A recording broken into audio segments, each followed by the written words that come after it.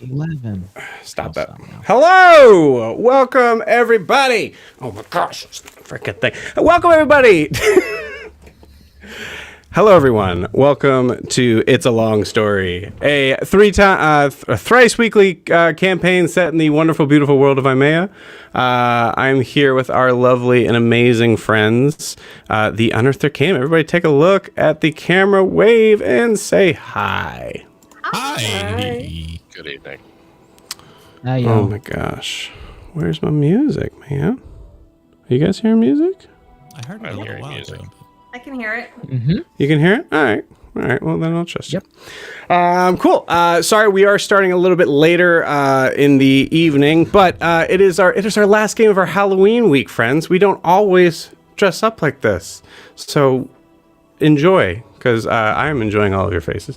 Though I will be honest, I forgot to put contacts in today for this, so I will be putting my glasses on eventually. But so we'll say you can see it. You see it? You see the look? Okay, good. Glasses are. You know what? Glasses are coming on now. All right. Cool. Oh, that's Separate why. glasses into the character. Immersion What's that? Kill. You just I know. the character. Well, the character was made before I ever thought that I would ever dress up as this person. So. There we go. Now I can hear it. Cool. So before we start tonight, first off, we usually go over like a bunch of announcement stuff. We are starting a little bit later today, so I figured what we'll probably just end up doing is just kind of go straight into the recap and then straight into our session tonight. So I want to make sure we get plenty of time in with our friends. So I believe, say, Gwen, you are doing the. Oh, one thing I do want to say real quick. November 20th. Campaign 4 of Tales of Imea, The Isles, will be starting. So I'm very excited. Evan has offered to jump in, at least for now, as a character. So I'm very excited to be able to kind of have the other people be able to join the family. And God, they have no idea what they're in for. But cool. All right. So, but that's it for the announcements. So, Gwen, please take it away. The recap of where we left off. All right, I'll try to make this pretty speedy. So we pick up right where we left off after the battle with the sea people. There's lots of damage to the ship, but priority for Alistair was getting Siobhan below deck because she was in her changeling form in front of everybody. So he did that pretty quickly. Io discovered that we're going to need to dock to really get all the repairs, and anything in the meantime is going to be just like a quick fix. Yori fixes his dislocated shoulder with Fenrir in a very badass move for a little kid. Gwen fails at bullying Io into resting, leaves him to Fingers to watch over, and heads down to find Alistair and Siobhan, who are doing Alistair and Siobhan things, aka arguing, not answering questions, each other's questions, however you want to put it. Siobhan pulls out the magic shell that she had been using, the glow of which has increased. Alistair is very drawn to it, but tries to ignore it and press her more about Mask. Gwen arrives about that point. I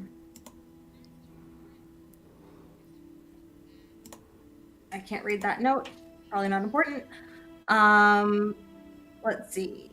The most important thing in this next little scene is that Alistair is able to see Mask, which is very weird. Gwen cannot see anything. Siobhan can also see Mask. Al can't hear Mask, though. Then there's some chaos that happens. Al touches the shell, some stuff happens. He offers it to Gwen, who also touches the shell. Informed choice. And then all Gwen can see is that she's in hell, so that's fine. Alistair is super grumpy. Let's see. Mask disappears with the shell, and that is very big deal because now Siobhan can't access her magic, which is very concerning for her. Eventually, Mask comes back. snaps Gwen out of her fugue state, so she still sees everything in blood, but she's no longer. I think she's in hell. It's really weird. Everything's blood. So we go back up to try to do stuff. Anyone else hearing Gwen cut out? Yeah, I'm losing her. Yes. Yeah, Gwen, you're cutting out on me. Say if you want to just maybe lean closer to the camera. Almost sounds like noise reduction's just taking yours. Probably that happens sometimes. Is that Yep, better? That sounds better. Yep. Okay. Much better. Cool. Al and Io have a little chat. Basically, Al tells him to go do something he's better at because he can fix the ship better. But then he sees the shell that Siobhan had towed because he can't swim. But Io and Nalani are able to get him by jumping off the ship.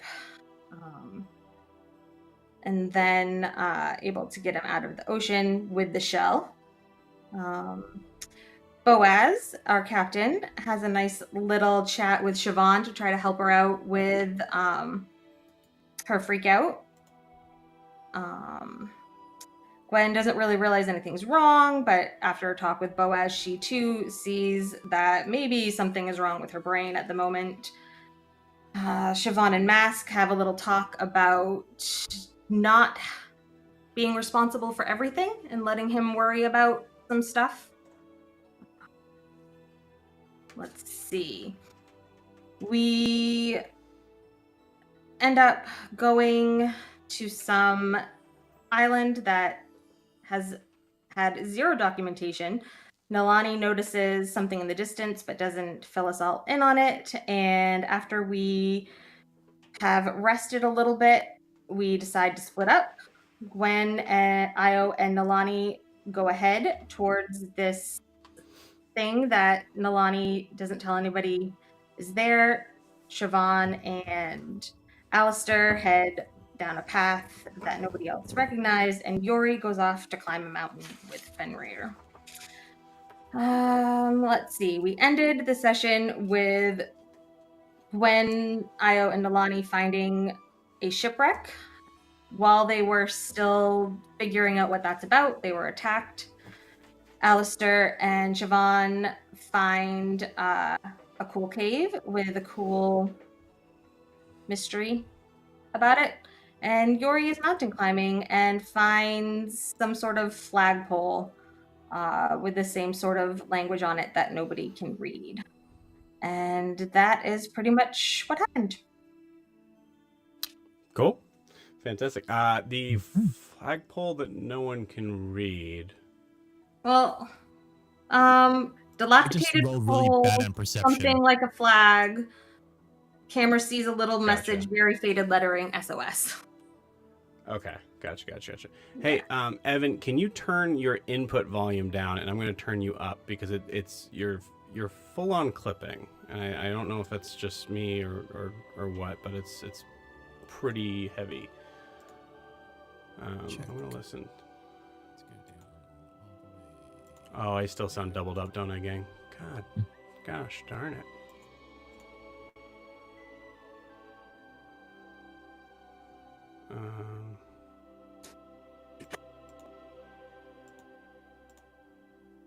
Okay, do I sound doubled up now? No. Oh. Just for me, he sounds fine? Talk some more. Please. No, I definitely sound doubled up. What is happening? Mhm. This is me talking some more. Same. Mm-hmm.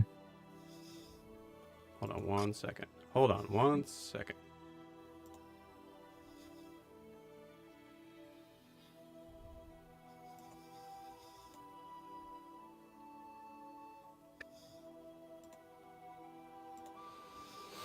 Okay.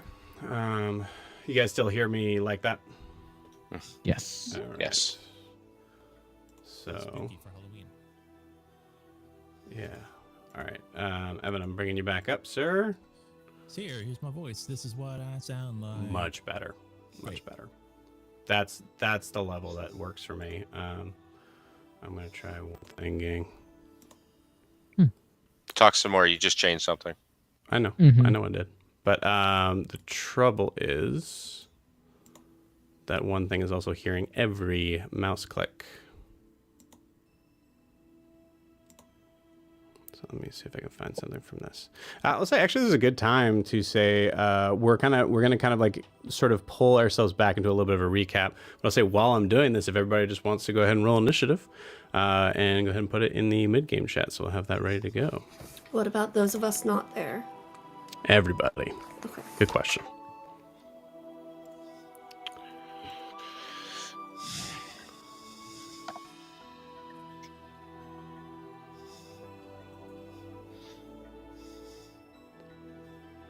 How about now? Click, click, click, click, click.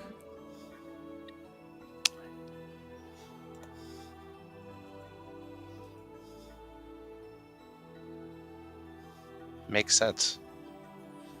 You can hear it, but it's a lot less. You guys can hear this, right? Yeah, we can hear you. Very faint. No. You can hear the mouse clicks, is what I'm saying. Yes. Yeah. Very, very faint though. Yeah. Whoa, I wouldn't God. notice in a normal play. I'm listening for it right now.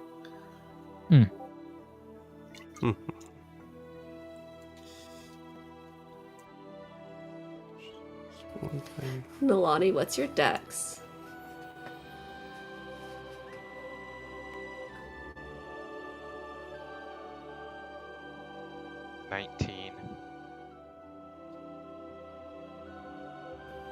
This jerk. He's a dex fighter. Mm-hmm. But I'm a rogue. Well, you're a half-wise rogue. I'm a rogue with shitty stats, TBH. I love your stats. They're so boring.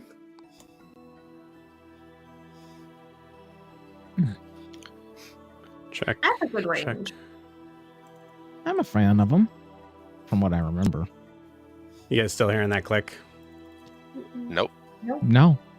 Okay, great. I have no idea why, but either way, we're gonna have to deal with it. Sorry, gang. Cool.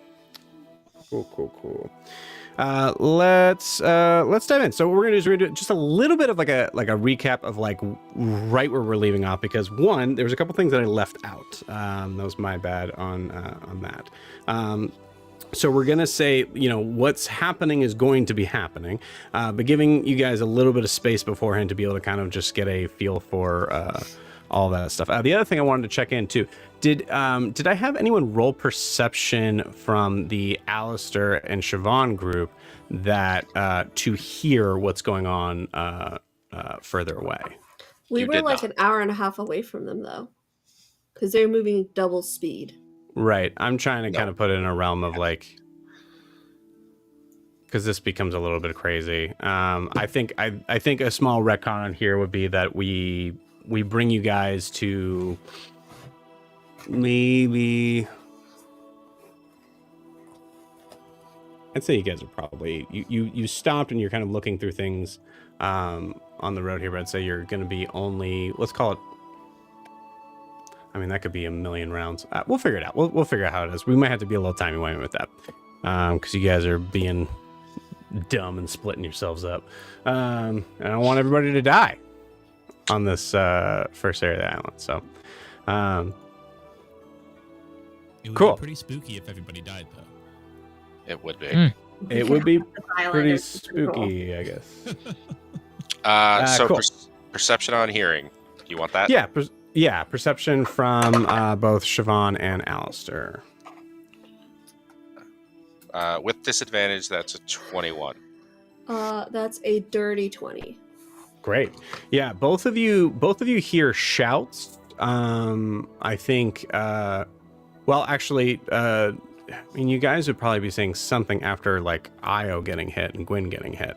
So yes, I think just in general, you guys are going to be hearing shouts of some of your party members, but I would say you're probably going to be 3 turns behind, depending on what you guys are going to be doing.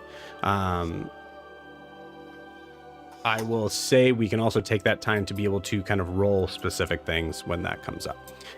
So hopefully that makes sense. Yes. Trying to make the situation Survival. survivable. Yes, exactly. Cool. So before we do that, we're gonna go kind of just in a quick recap of like where we are right now. So Yori, and truly we're gonna kind of be retconning a couple things just because I was not prepared for what you guys did last session. So Yori, you're scaling this this mountain. You get to a point where you are past Daphne's past where Daphne kind of like poops out and it's like, okay, cool, you got it, you're good, you have wings, you're fine. And she's kind of on like the halfway sort of summit mark. I would say for point of reference, you are at this point right now. What's your speed? 30. 30.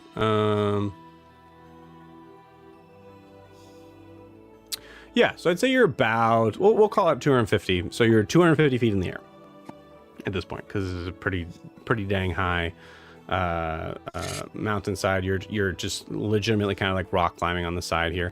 You are, go ahead and roll me a perception check first. 21. 21. Nice. With a 21, you notice that there is up ahead, or I guess up, you notice that there's an interesting sort of rock formation about 20 feet from you that seems to be quite different than what is on than what is the natural sort of cliffside. It looks like maybe like a little bit of a different stone. I think probably a lighter gray. So we'll say we're not necessarily an initiative here. Knowing that, what would you do?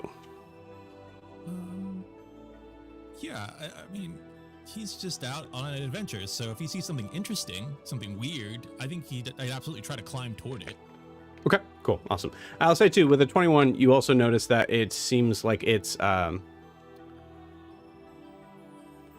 think for Yori, it looks like it's, I'm trying to think of a word for it. It looks like it's decorative. Like you can make out some sort of like animal sort of shape. It's hard to tell like anything besides that from the distance of where you're at and looking straight up as you're kind of just underneath it. You said you wanted to kind of go up closer to it? Yeah, I think I climb up closer to it, yeah. Okay, awesome, cool. Yeah, so as you do so, go ahead and give me a dexterity saving throw. Okay. That'd be a solid 11. 11. Okay, cool. With an 11, you are grabbing, trying to find like handles that you're kind of going out to. And I think, you can tell me actually, Yori seeing that thing in front of him, do you think this most likely would make him like hurry to it? You can tell me no. Not in a panicked way or something, but like, right. In the excited kid way, yeah, it's like, oh, look at that, and yeah, he'd probably be kind of like, he's climbing, and then there's something interesting. So yeah, I would say he probably at least got that little excitement of kind of like, yeah, let me go over there. Cool, awesome, you got it. So that makes sense. So yeah, so you're grabbing for you're grabbing for a rock that you notice that seems to be jutting out, and you're not really paying too much attention to it, and you actually feel it crack completely off. You said 11 was your dex save, right? Mm-hmm. Cool, awesome. So 15 would be to be able to notice it before you do anything, or be able to kind of hold on to it and move from the next sort of spot. But 5 would be the one where you're actually kind of falling from it. So you did pass that sort of DC. You feel the pieces you're kind of grabbing out to it. You feel it kind of crumble and crack in your hands. So you're able to kind of like reach out and grab the piece that you originally had on it. And do you look at the crackled remains in your hands? Yeah, I mean, so I like reached for it and it just sort of cracked off the side like that. Mm-hmm. Yeah, I mean, again, if I'm investigating it, I think I have to check out what that. I'm gonna at least take a look at it in my hand, and it's not like with a 19 strength I can't hold myself on a cliff with one arm and 2 feet. So I think I'm probably fine checking it out with one hand. Cool. Awesome. Yeah, I would say roll me an investigation check. Low DC. It's in your hand. Well, it's a good thing it's a low DC because that is a 7. Awesome. Cool. I guess I should have specified. Well, no. I would say the DC is 5. It's in your hand. Cool. You notice that the thing that you're holding looks to be like some sort of like. It's in the shape of a. I think. What looks to be like kind of like a woodland creature, almost kind of resembles like a raccoon, but a little bit smaller. So some sort of rodent that seems to have like. That seems to have been either carved into this mountain or you're not sure. What do you do with this information? I mean, it's like a little statue type thing, or it's just carved into the piece. There's something carved into it, like. I think it makes sense that for Yori's sake, it looks like a statue. Okay. Like I said, you rolled a 7 on investigation, so yeah. I mean, I'm just gonna throw that in my pack, and Cool. then keep going to. I mean, was that the whole like interesting different colored object was just that thing? No. You're not near that thing yet. Oh, okay. I'm still going toward it. Okay. Yeah. Yeah. Well, then I'm just gonna. This was like on the way up there. Yeah. So right. as you're going up there, so cool. So you try to like make sure. Okay, I'm gonna find my better footing as you're going up. As you get closer there, you notice that the thing that you're looking at, ironically, is I mentioned it kind of like humanoid in the frame of like it seems like it has like 4 appendages, like it's facing sort of one way. Like I said, like the concept of where you're looking underneath it is awkward. So as you get closer to it, you notice that it looks to be a packle.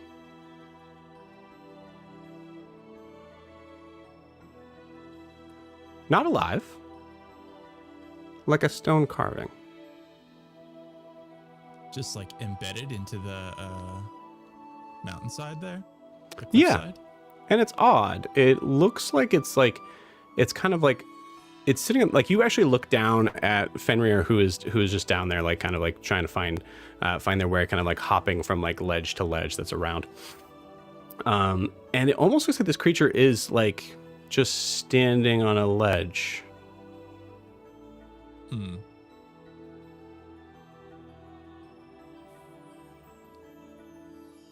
Can I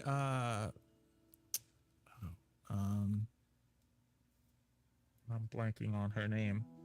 The person who went after me. I can't Daphne? remember. Daphne, thank you. Mhm. Is she still like kind of within sight? Is she within 120 feet? I'd say she's definitely within 120 feet, but you had a hard time kind of looking at that from your perspective. So I would say like she's gonna have a really hard time like figuring out what you're looking at. Yeah, I still think maybe like I'm gonna send her a message. Okay. Using a message. Mhm. So with Yori, his message is he has to sort of, it's not exactly singing, but there's a very sing-song quality to it when he's like sending a message, and that's how it kind of carries across the air and to them for the spell. Cool. And so he just kind of says, there's like a stone packle up here in the cliff. Not Fenrir. Does that make any sense to you?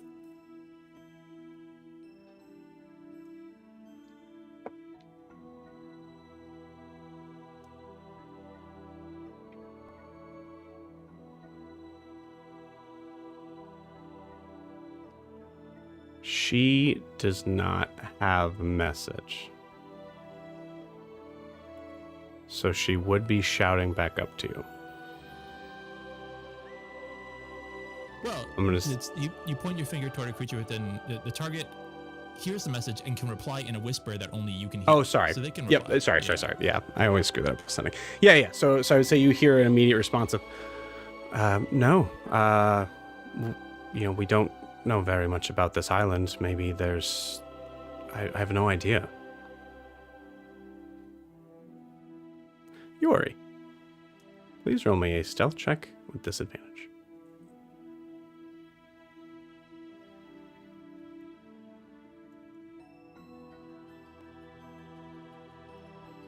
$16.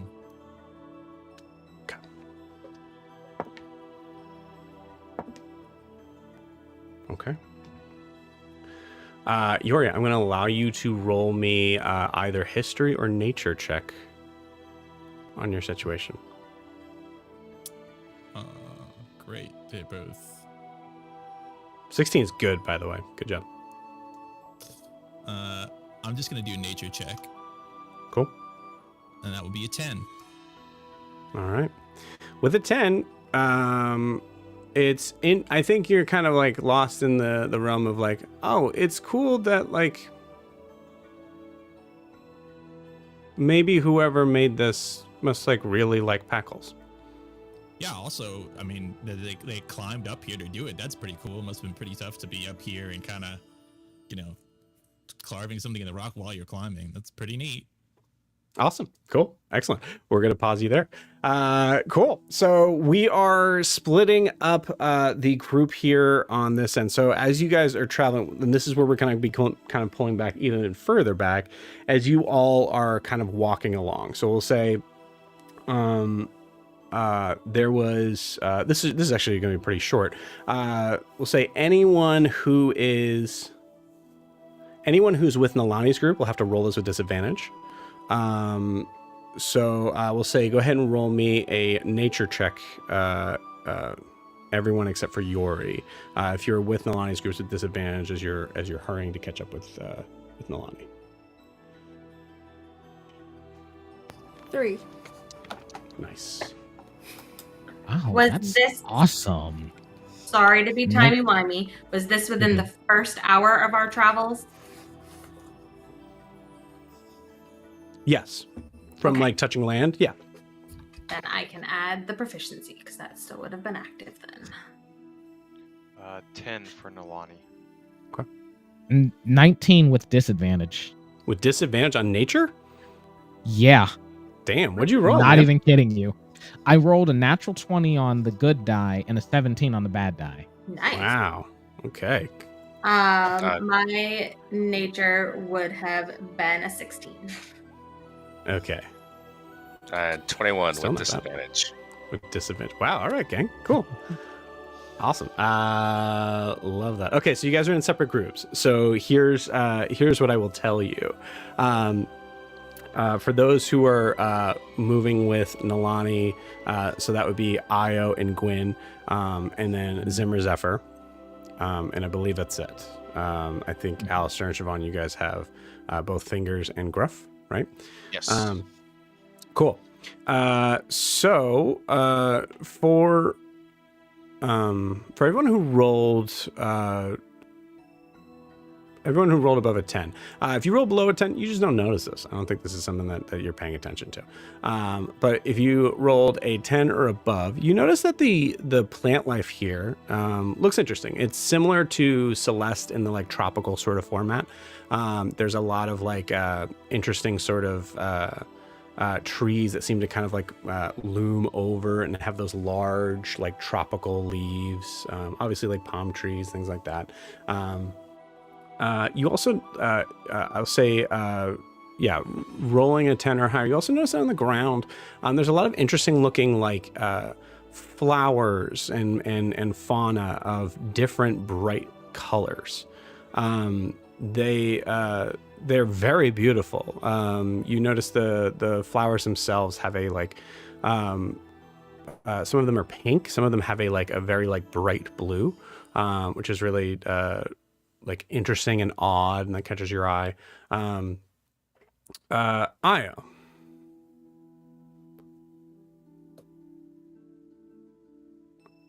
Yeah. Io, you notice that the plant life, this being an island, right? There's a lot of like island breezes that'll come off here on this side. You notice that the plant life doesn't seem to move in the wind the same way the trees do. A couple of them seem to be like half a second behind.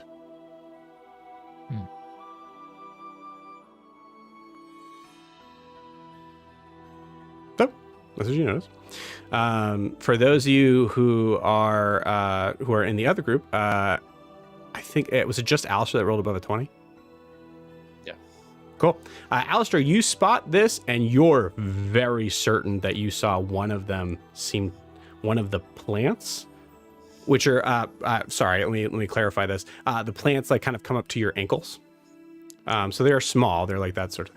You're very certain you saw a plant like sit up tall, and as soon as you walked by, it went. Phoom. You said they're super brightly colored? Super brightly colored, yeah. So I would say that the reason there ends up being space between us is because I would stop, and I think I would get down and probably try and pick these things. Okay, cool, awesome. Oh man, that's fun. Great. So never mind what I said. You guys can be as far away as you want. Oh, shit. Awesome. All right, so we all rolled initiative. We're gonna switch things up as you guys. So just kind of recap things. So for Nalani's group, you guys kind of move further towards the ship, the shipwreck that you see there. You see bright, shiny objects kind of like hang out on the ground. Small retcon. You also see that there are a couple of like little like sort of patches of these plants, even in the sand on this beach. I think someone rolled crazy high. And I think it might have been Gwen. Because Gwen, you had Houston out. Yes, he rolled pretty good for perception. Cool. Awesome. I'm going to say because of that, go ahead and roll me a nature check. Okay. This is before all the shit goes down. All right. That is going to be 17. 17. Good. I rolled with disadvantage too because I still have that stuff from the show. So. Right. Yes. Yes. Absolutely. Let me make sure I mark that on my phone just in case I can switch it over for you. Fantastic. Yeah. With a 17, these patches don't look natural as far as the placing of them, like where they would grow from. You notice that one of them seems to be really kind of close to the water, and you know, knowing from beaches, like the plant life that would even grow out of the sand here would look nothing like this, if any. 17, you feel like these were put here, which matches the interesting sort of shiny object that you see that seems to be kind of like trying to pull something closer to it. And that's when you see Zimmer Zephyr. You see him go down.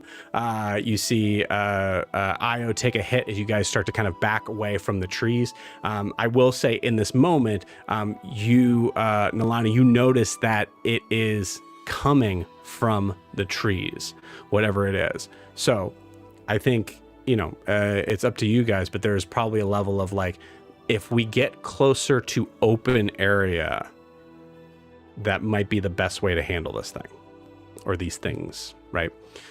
So up to you what you guys do, but let's switch over to our yeah, we'll do this one. Alrighty, cool. So I gotta separate this out into 3 groups. This will be interesting.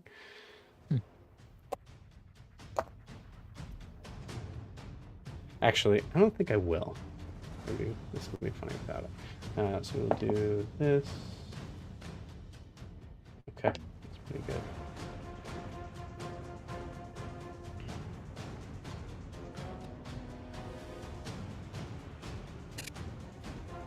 All right, so Nalani, you're gonna go first. Actually, I'll give you guys the map as you're seeing this. We only have 2 maps to see. Excuse me, 2 angles, but there's the first one there. So I imagine right now you guys are somewhere over here, kind of in this like far corner on this side. Does that make sense? Yeah, we had pulled back into the tree line, I believe. Yes, yep. Because you're kind of looking at this from that sort of side angle there. Yeah. You guys see that okay? Do I need to brighten that up a little more? Oh, actually, it would help if I made it bigger. There we go. Yeah. Beautiful.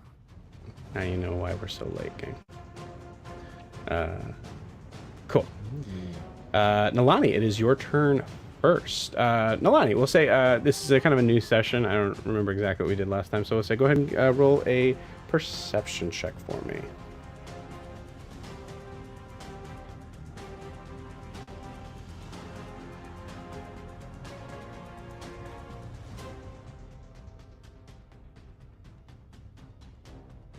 That's a 21, Joe.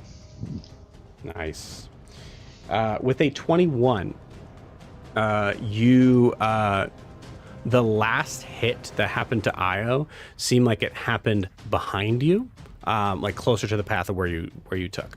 I will also say, Nalani, you noticed with the 21 that it seemed like it was nowhere near. It seemed like it came from a completely different direction than what was. Than where Zimmer Zephyr got knocked out.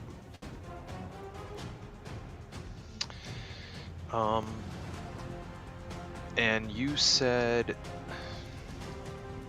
so if I was looking at this map and kind of where over here in the southeast corner, kind of. You're pretty much right where I'm at. Okay. So like right here. It's not gonna see my gloves. But yeah. Right. And one of the stones came from where about? Behind you on the path. So further, if we're looking at this map, you're looking at the shipwreck that you kind of came to from the side, right? So from my side, essentially. And the DM told us that we should get out in the open, which does not seem right, but. You could. I said that gives you. That's the vantage point that would probably make sense to you in that realm. You don't need to at all. I've learned that when the DM tells you to do something, you should probably do it. So Nalani is going to, with 35 feet of movement, can I make it? What can I make it to that I can kind of use for cover?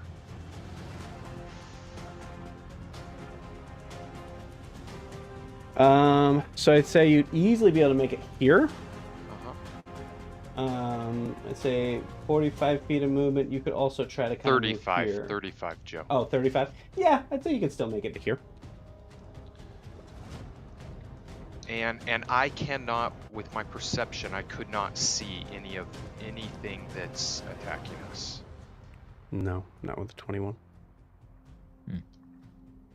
And Zimmer Zephyr, when we last left, I had dragged them back towards the tree cover. Are they still down?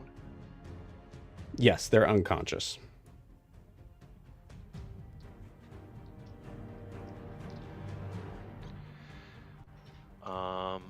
How far is it to that cover?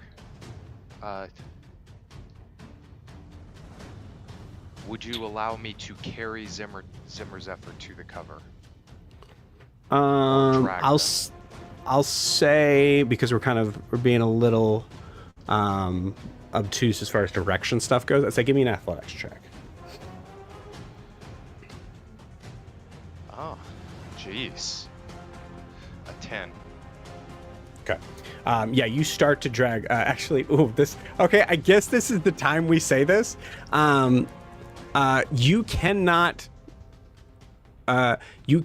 grab the entity that made up Zimmer Zephyr. Not because it's 2 kobolds in a trench coat. It's because it's 3 kobolds in a trench coat. The middle kobold, all actually this would be kind of weird if they all got knocked out. So let's role but play whatever. that. Like, so Nalani grabs the middle of what he perceives as Zimmer Zephyr and grabs 1 kobold out of the middle of the trench coat and makes it to cover, and 2 fall on the ground where he picked them up. So you got it. And I will say the middle one, fully alive, like fully conscious, I think. Wriggling. So yeah, the new one is screaming. As you grab and bring to cover. Yeah, that's great. I will absolutely allow that. That's awesome. So I think Nalani's going to make it to the cover and get on the side that kind of protects him from where he perceived the last stone came from. Okay. And ready ready an arrow that he is going to release when he sees. Sorry, I accidentally rolled. When he sees sees any of these entities that are throwing the rocks, and I will also, as a bonus action, I'm going to use the hide action from the bow shadow step to get as much. Do you have to cover as attack before doing that? It just says you may take the hide action as a bonus action while wielding the weapon. While wielding the weapon, that's it? Okay, cool. That makes sense. Cool. All right, so hiding is a bonus action and holding your action to attack. Yeah, absolutely. Okay, go ahead and roll me a stealth check. Nat 20. Nice. Yeah, you feel pretty dang. I'll say we don't even have to roll for. We don't even have to roll for Zeter, who is the middle kobold. Yes. So let's say for roleplay's sake, I've got a hand over his mouth since he was screaming, and I am trying to hide. Mm-hmm. Love it. Yeah. Awesome. Yeah. You hear. Awesome. Cool. That's so good. Didn't you pass without a trace too? So isn't that like a 30 something? Yeah. I also everyone in our group has passed without a trace. You cast it right at the beginning of the end of the last session. Yep. That's right. Yeah. Yep. You did. God dang. Yeah. So that nat 20 is a 30. Cool. Love it. Wow. Is pass without trace concentration? Just for the record. Yes, I believe so. Okay. Let me Cool. check. That makes sense. And I think we have to be within 30 feet of 30 feet. When it's cast. when it's cast. Yeah. Which we were. Which you were. So that's fine. Are you sure it's just when it's cast? I thought you might have to stay within that range. I think we have to stay within that It range. says for the duration, each creature you choose within 30 feet. So I think it is you have to be within 30 feet. Yeah. That's how I've seen it played. Yeah. Yep. Cool. Yeah, I will say, we'll say for the sake of this, because of that nat 20 rewarding that, you're just within 30 feet of, we'll say both Gwyn and I, if you guys are close together, I'll allow that. Awesome. So this is super fun in this, as we are now switching to Siobhan. Siobhan, you see Alistair inspecting one of the plants, kind of like bending down to inspect it. Siobhan, I would like you to roll me a perception check. 17. 17. Nice. Awesome. You see creeping up behind Alistair. It looks like a plant, but it has a full, like, humanoid body. It's about ankle tall. And you see this, like, interesting sort of flower on its, like, full disclosure, it's very, like, Pikmin-like. It's like, it's this, like, little, like, sort of, like, thing that's, and it looks like it's, like, kind of, like, creeping up to Alistair. Does it look... I don't know what Pikmin is, so I don't know if that's, like, a bad thing or a good thing, or... Oh, they're like the... Oh, man. Okay. Yeah, I guess I'm old. Is Pikmin old? Yeah, I guess Pikmin's old. I mean, I was just playing with my daughter. There's a fourth one that just came out. Oh, okay. Great. Okay, cool. Pac-Man? I gotta go. No, Pikmin. They're little, like, I'll flower put it in the people. chat. Yeah, put it in the chat. Yeah. So you weren't hinting at something bad, okay. Truly, I don't... Joe is saying to you, truly adorable looking. Okay. Like, when you guys see these minis, I didn't get enough time to paint them very well, but yeah, very, very much like that. Is walking up to Alistair. Yes. I'm gonna move so that I'm between it and Alistair and put my hand on Alistair's shoulder and cast guidance on him as I say, there's something coming up to us. Cool. And you're walking right up to Alistair. As it's walking up to Alistair, it's going to see you Yeah. walking up to him. All right, great. I'm trying to like intentionally put myself between it and Alistair in case it's not as cute as it looks. Cool. You hear the weirdest high-pitched squeal as you see this thing go running after you, arms like flailing.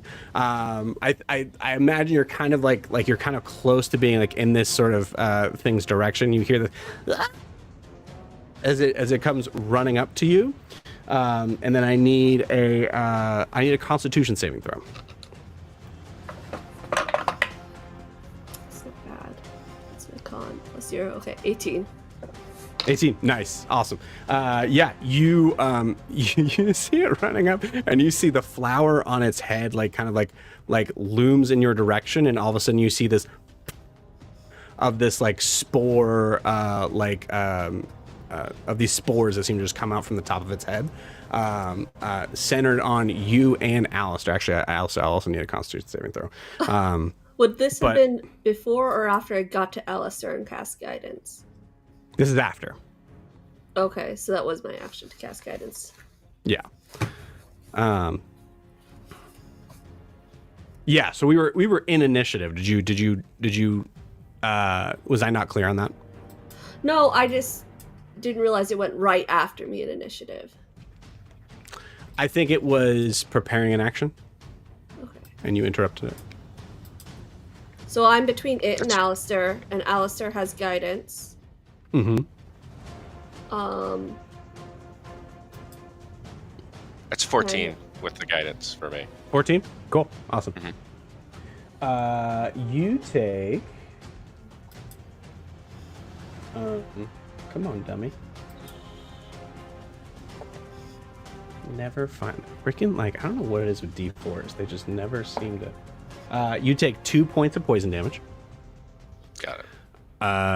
As you like just kind of like are startled when you hear that sound, possibly kind of like jump to your feet, and that quick inhale, you start just coughing as you feel this like sort of burning sensation kind of coming down into your throat.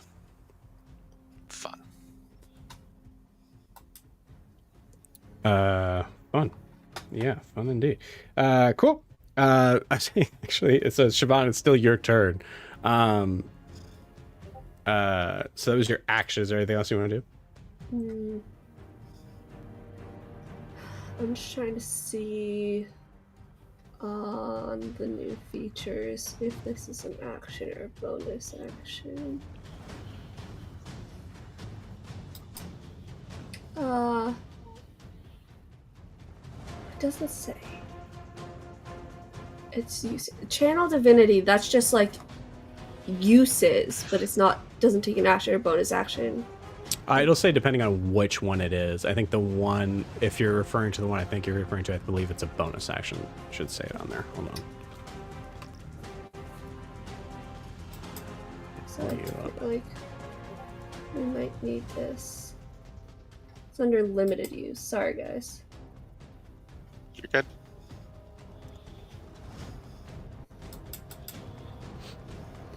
Are you doing Blessing of the Guardian? No, I was looking at Radiant Strike to get that. Because that Blessing of the Guardian's not Channel Divinity. That's Blessing of the Guardian. Oh, right. You're right. Doesn't say. 1 second. Because I don't know. It's... So here's my question. Because if it is a bonus action, I need to trigger it. Yeah, it's a bonus action. Or it's just like... Yeah, so it's on your features and traits. Starting at second level, you can use your channel divinity to infuse your stealthy strikes with radiant energy. As a bonus action, you can invoke the radiant strike. Cool. Okay. Awesome. Tell me what that looks like for Siobhan in this moment as you see these spores kind of come up that... yeah. I think she pulls the blade out, and as she pulls the blade out, it's kind of subsumed in a misty gray light. Okay. Cool. Love it. Awesome. Great. All right. And then we come back to our scene here. Sorry for the rest of you guys. It is kind of theater of the mind on that. I wanted to, but I barely got this done. Cool. So I would like, no, because this happened before on that. So yeah, I think it knows where you guys are because it hasn't been your turn yet. What did you roll? An 18? Actually 19, I believe. Let me get back in the chat. Okay. I Yeah. want to be correct on that. 18. You're right. 18. Okay, cool. Yeah, I mean, it beat initiative. That's what it would be doing. Cool. All right. So it is going to try to attack you one more time. That is 24 to hit. That hits. Okay. But I wouldn't be able to cast Silver Brine because I wouldn't know what's happening, right? No, you'd be able to. Okay. I think so. That's Yeah. totally what He's not. I don't. doing. You guys know that something is going on, so I think. Yeah, it's a question, but I'm going to allow it for sure. Yeah. Good question. Okay. So yeah, definitely casting Silver Brine for that. Okay. Does it say that you can see? Actually, let's be. Actually, yeah, that's a good question because. Yeah, okay, you cannot see where this thing is. Yeah, I can't see it, so I can't do that. Sorry. Good. Oh, I forgot to pull up my dude. I mean, dudes, whatever. There's a million people here on the map that you guys can't see.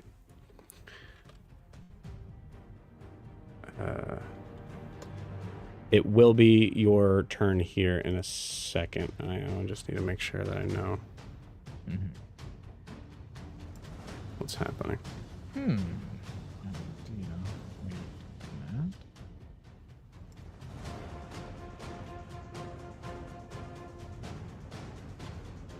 Okay, can't do that either.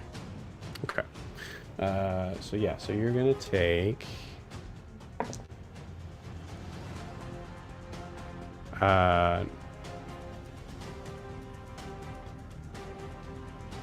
Oh, yeah, okay. Oh. Sorry, it misses you. Huh. I apologize. Yeah. So it does. It misses you on the attack. You actually see a stone come flying and seem to just kind of like move past your head. And on top of it, you see this little tiny, even smaller looking plant creature that seems to be kind of holding on to it.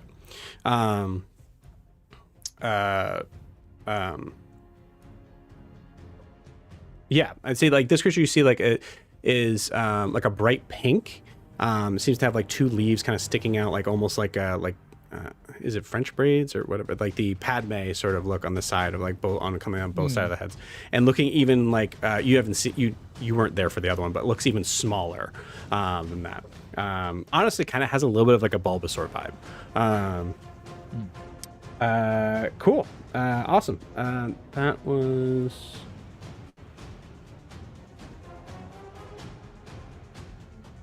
its action.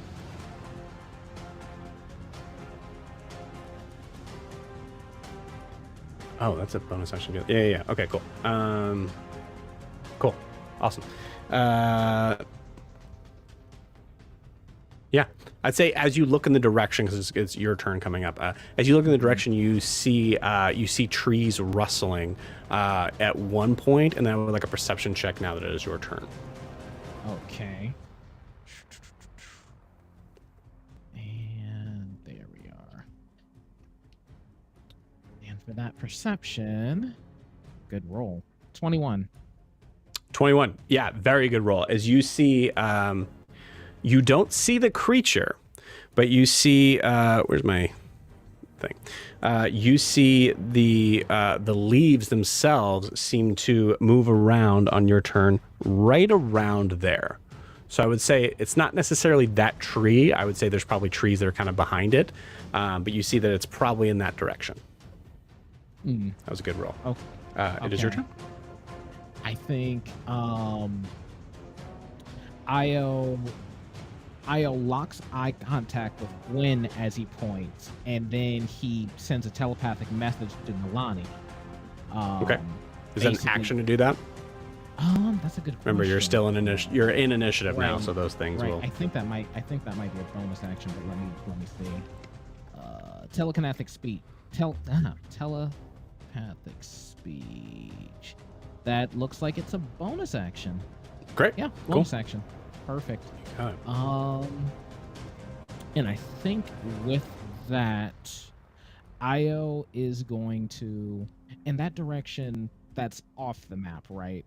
So that, because I think with Io's movement, what he's going to do is he's going to move into that little archway, with the two twigs, and then that's where he's going to take the hide action. If that's where it looked Like like here? No, I was thinking way back there, but I probably don't have the movement for that now. I think. Yeah, so you're here right now. Like you're where I'm at is basically where you're at. Gotcha. Yeah, going back that far, there's no way. All right, so I'm gonna go there, and then I'm gonna take the hide action. You're gonna go here? Yes. Okay, cool, awesome. And then probably even drop prone if I had to. Okay, you got it. Because I'm pretty tall. Yeah, go ahead and take the hide action, and you make sure you add +10 to this, as you're still concentrating past that trace. Sounds good. And 19 plus 3, 22. 22. Is that plus the 10? Yes. Cool. Yeah, 22. Okay. You got it. You feel pretty hidden. Great. That is Gwyn. That is your turn. Gwyn, at this moment, you see the little like kind of like Bulbasaur like plant creature. Like the stone hits the ground. You see the creature kind of go flying off from it. Again, like ankle height.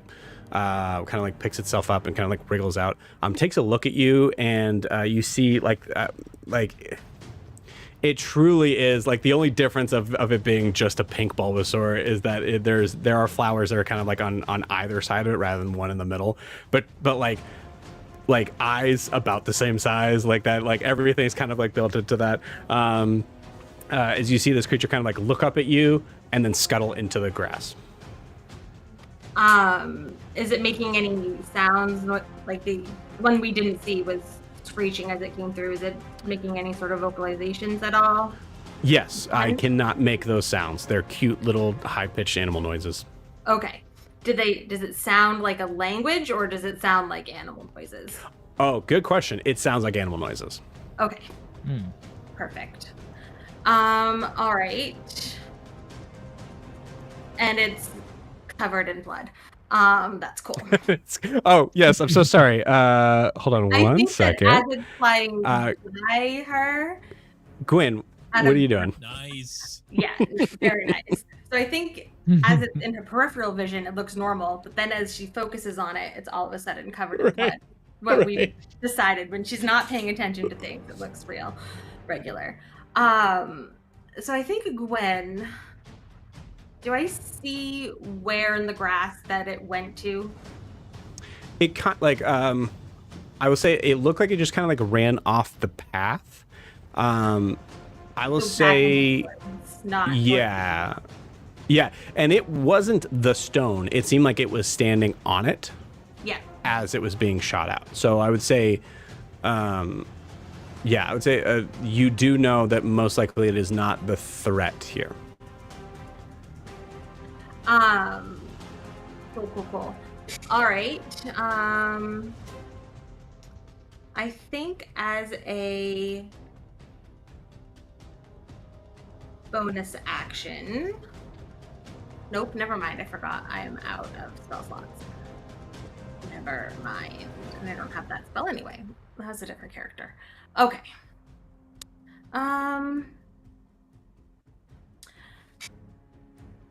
We're gonna get away from the woods, so we will head.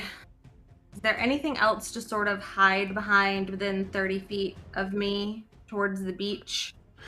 Well, your two friends took up the two hiding spots that are closer to you. You could try to hide with one of them. Is it 30 feet movement?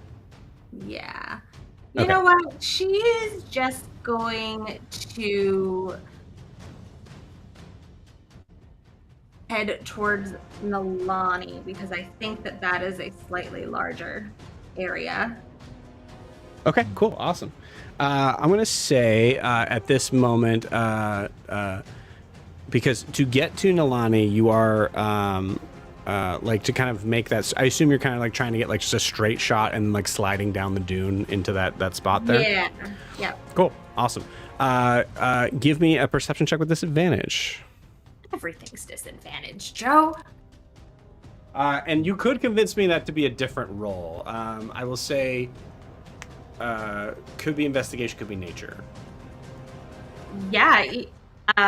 She would definitely, you know what? I think what she would do to sort of make it make sense as a nature check is sort of try to do a little bit of zigzag between any of the plants that she saw and then go towards Perfect. Milani. Yeah. Go ahead and roll that nature check with disadvantage. Yeah. Okay. Well, it's gonna be a flat 10.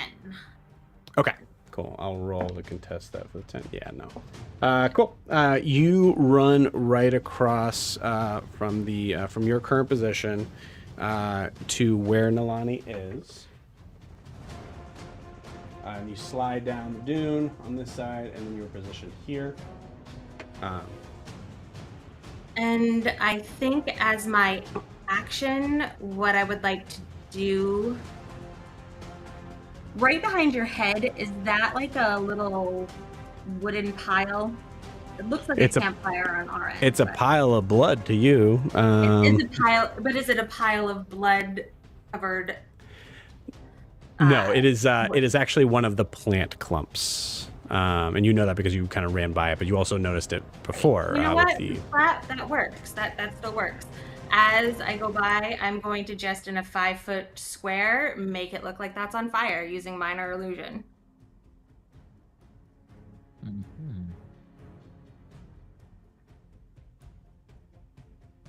As a little distraction.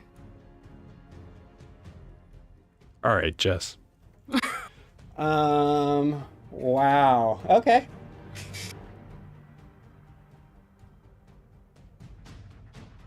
Yeah. I said Give it. me, I did it. give me a. Okay. Give me a spell attack, and I'll say you have advantage on this. Oh boy. I'll even tell you what you need to beat. You need to beat a 17. Well, I rolled a 17 plus 9 is a 26.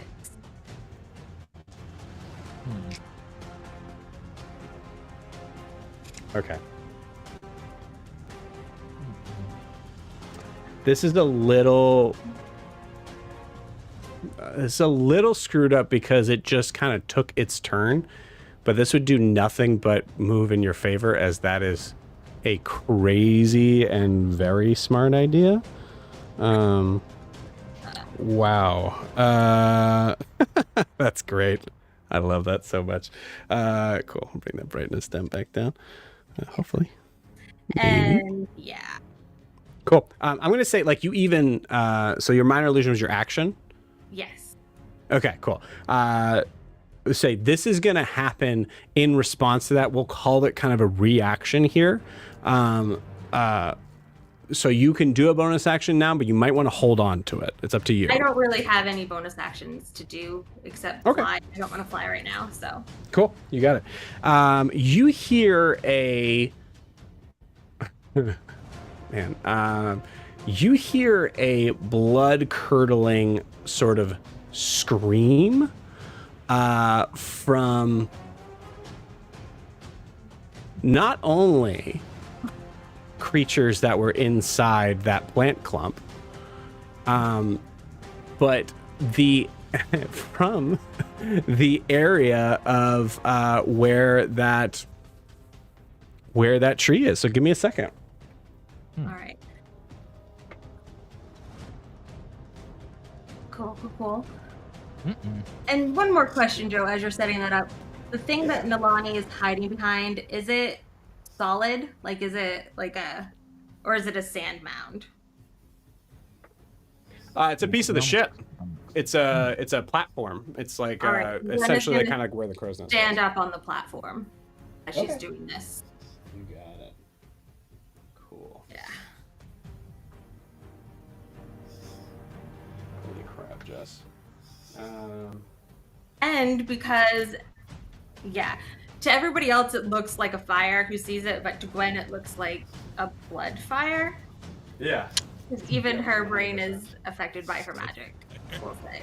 Magic 100%. by her brain. So yeah, That is you guys, disturbing. Yeah. you guys hear just coming down from the trees this as you see this creature jump down and start running towards. That's as far as it's going to get. But it starts to run towards the plant. Yeah. That looks like it's on fire. Holy And cow! just as flavor, I don't know if these things can understand us, but let's say in Primordial, she's going to just shout out, "I can make it stop if you stop." That will be her turn. Man, when the music just like stops at the perfect time. Roll me a persuasion check. They're special to you guys. I'm rolling at disadvantage though because Yes, of. you I don't think you are. I think it's a straight roll. Okay. All right. Well, that's gonna be a 26 then. Okay.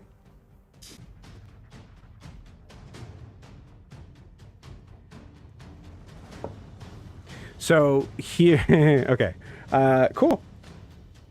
You see, in response, because it is actually their turn, you see all of the little plants. So you see that there's three others. There's three that seem to scatter and are like trying to like find. They're like covering themselves in the sand.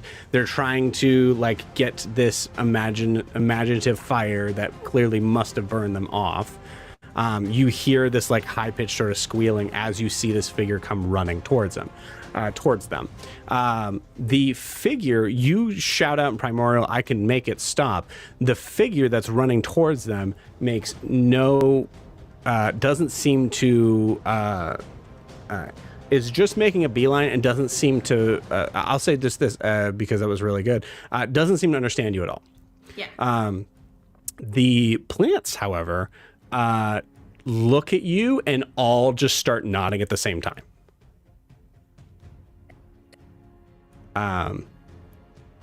Do you, I will allow you in this moment as like, I won't even say it's a reaction, to kind of make it stop. Yes, she'll snap her fingers and make it stop like instantly. Okay, cool. Yeah.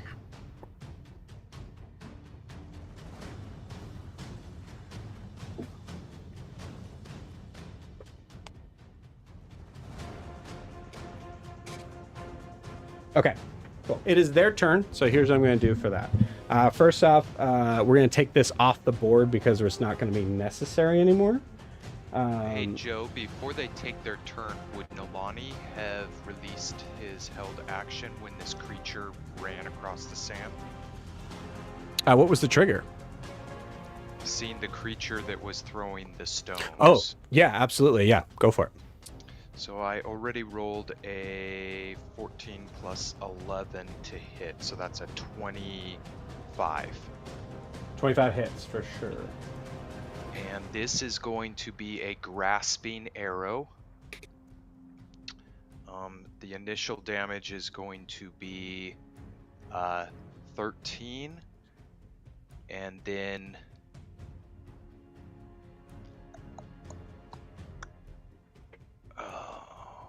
grasping arrow, where are you? 2d6s. And another 5 as you see vines kind of wrap around this creature, and kind of as the arrow hits, vines wrap around the creature and he is encased in them. Cool. Restrained, correct? Restrained. Awesome. What was the damage? A total of 5 plus 18. 18. Nice. Okay.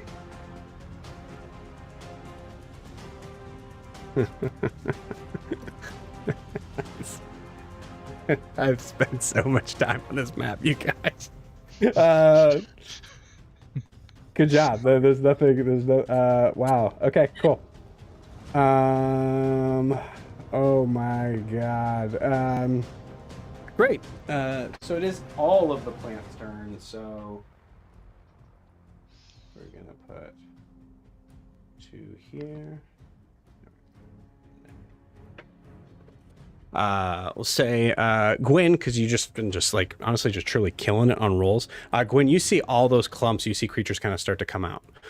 They seem to be curious right now, although that was their initiative.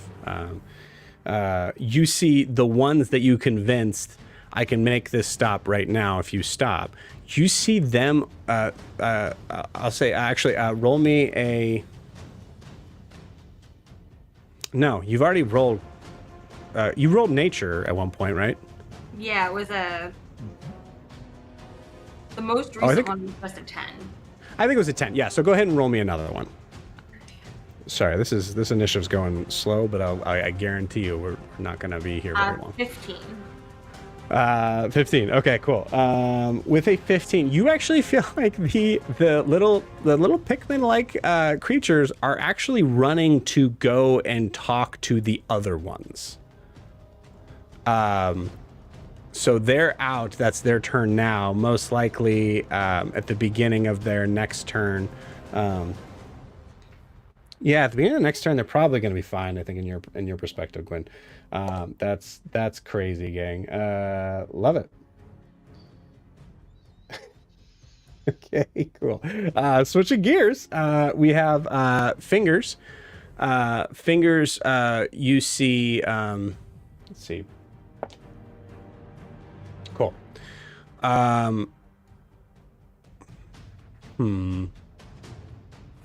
What is Fingers seeing right now? Can you guys tell me what Fingers is seeing right now? Like what for between both of you guys?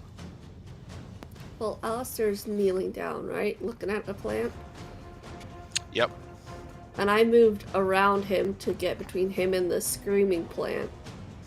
That's right. Screaming plant. Cool. Let's say, Alistair, does it look like you took damage? Like, do you think that you're reacting in that way? I think 2 points of poison damage. It's a really hard sneeze. Okay. You got it.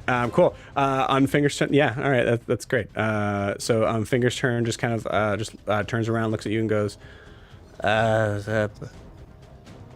not his voice."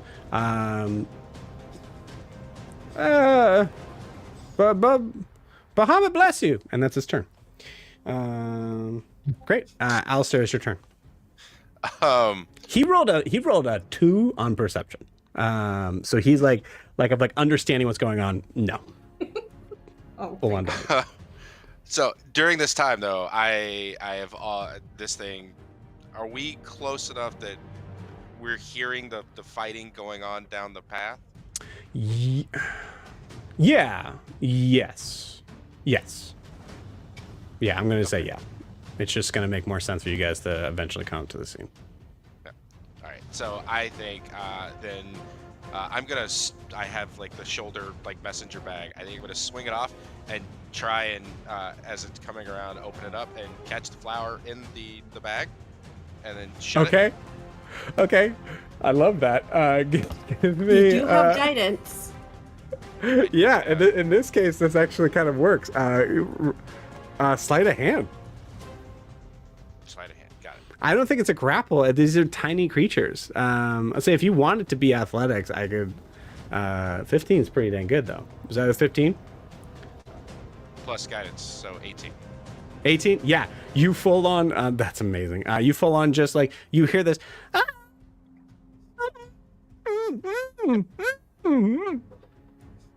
Yep. You do see the flower that you're bending down to look at has also kind of poked its head up at you. That's fine. And then I'm gonna throw my arm over Siobhan's shoulders and start like pushing down the path towards the shouting. Okay. Awesome. Great. That's great. Yuri, you don't hear anything. You're climbing a mountain. So there's no, like, your perspective on things are like, this is weird, this is interesting. Yuri, what do you do? And if the answer is I just continue moving forward, that's totally fair. I mean, yeah, I'm really just trying to get to the top of this cliff. Right. For a specific reason. And But I mean, if there's like, yeah, I mean, I'm as far as the statue of the Packle, I think I have no other thoughts on that. It's just like that was really interesting, and that's what maybe there's cooler stuff up top too, and I'll just keep climbing up. You got it. Awesome. Cool. Give me a perception check as you make your full movement going up. So at 30 feet, I assume. 19. 19. Great. With a 19, you hear... Do I have this? I don't have this. This is pretty close. You hear this. As you hear it as a, like, it's not as deep of a growl. It's this kind of like this sort of almost weird sort of hissing sound that does sound like it's coming from an animal. With a 19, you rolled pretty dang well on your stealth, so I'm going to kind of carry that over, even with it being disadvantaged on the 16. As you see a figure that at one point, as you were very close to the top at this point, at one point you actually noticed that it looks like it might be...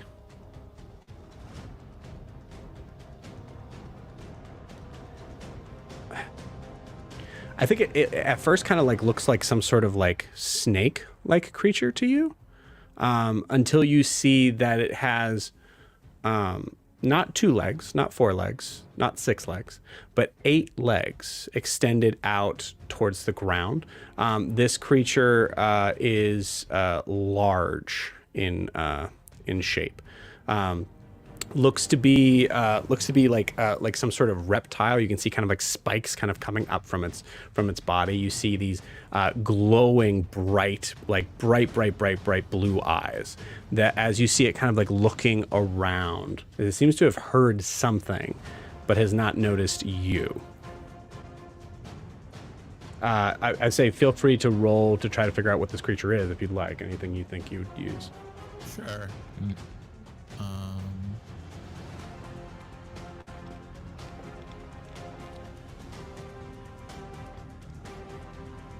Yeah. I'll just roll nature. Cool. That'll be a 15.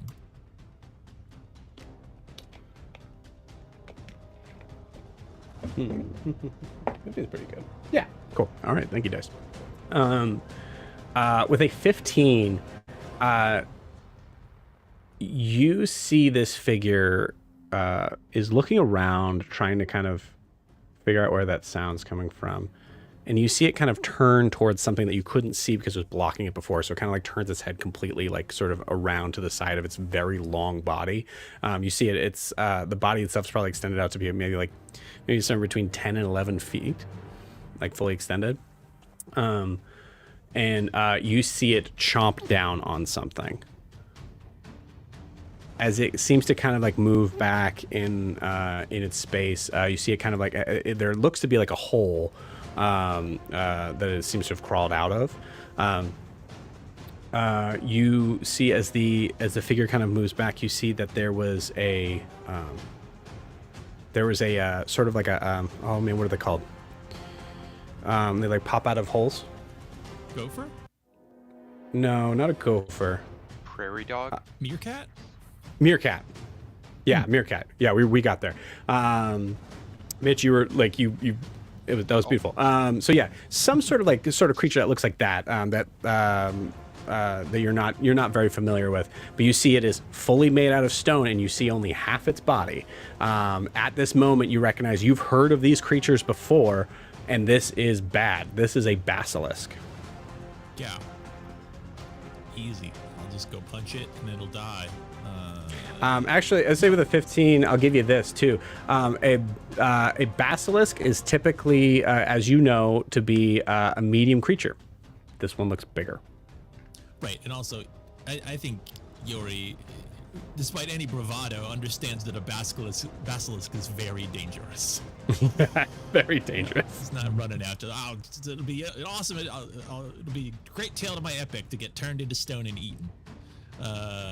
It's just, this is the point where Yori like full on, like Jason in the Argonauts is canon. Like you fully know that story. Like All right. Yeah. Okay, so it kind of came out of a hole in the side of the cliff, are you saying? Yeah, and it's still out there. I'll say it's going to go after you. I'll just tell you, like, in the order on that. It's going to go after you. It's not going to go after me, but it will go after my turn. Correct. Yes. Yes. I understand what you said a second, but then when you first said, what do you mean it's going after me? Right. Yeah, sorry. It's going for you. Turn-wise after you. I gotcha. Okay.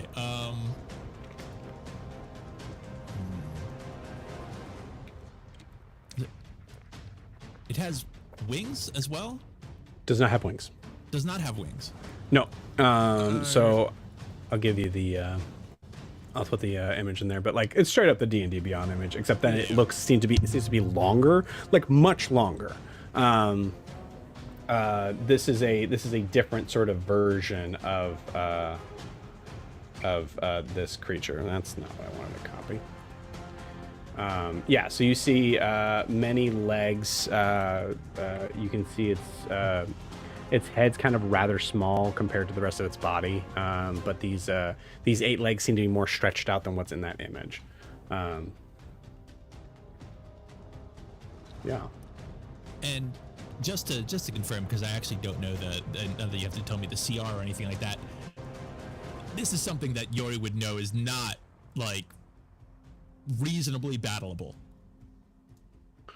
Or do you think he would say like, there's a possibility that I could fight this? I think there's a certain amount of epicness that Yori looks at as like, this would be an epic fight, but if I don't know tactically how to fight a basilisk, I feel like that's the problem. Yeah. And you know, he's got a group now. This wasn't the reason he was climbing up or going on. He was actually just trying to go on a little nice get a nice view. All right, so he's gonna drop down to where a little bit closer to where Fenrir is. Okay.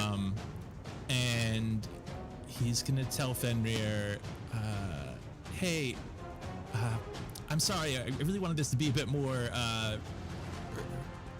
a bit higher up and a bit more fun, but we got to do this here.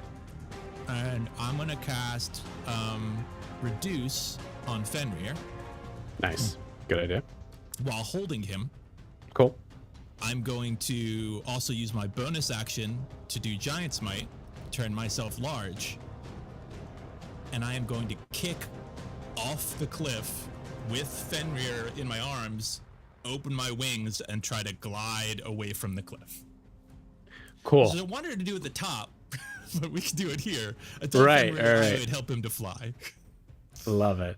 Oh man, that's so great. I think as we see, like when we do come back to this scene, in the background, like up high above in the background, we see like just a blip of Yori in the distance, like kind of jumping up. So the interesting thing here is, as you mentioned, like, basilisks are dangerous, but I think what you were kind of putting in your perspective of the idea is that Yori doesn't exactly know why. Is that what you're? Okay. So in that realm, I think he probably knows a little bit about it, but yeah, like, yeah. Well, you rolled the 15 on it, so you succeeded on it. So I will tell you, you do know to not look at it.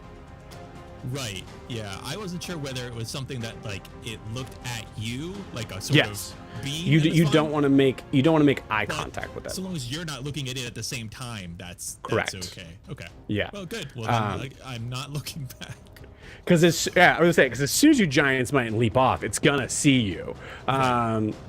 So yeah, you hear this kind of like almost like dragon like sort of like roar from it, but in a little bit of a smaller sort of slender body, so it sounds a little bit choked.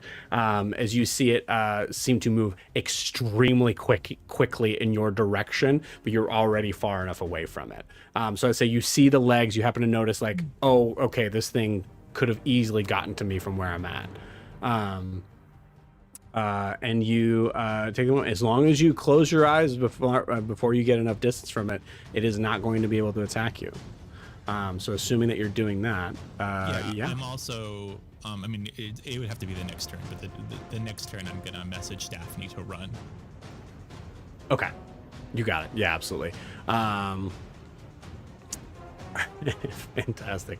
So, to be clear, Alistair, you're running towards the rest of the party? The shipwreck? Yes. Okay. Yes. So, Siobhan, I assume you're doing that as well. Cool. Yeah, I think you guys, like, truly, I think you guys fully beat it. Because you have this creature restrained, and it's going to be, Nalani, it's going to be your turn before its turn. I think you guys, this just makes sense. Like, it's not a fight anymore.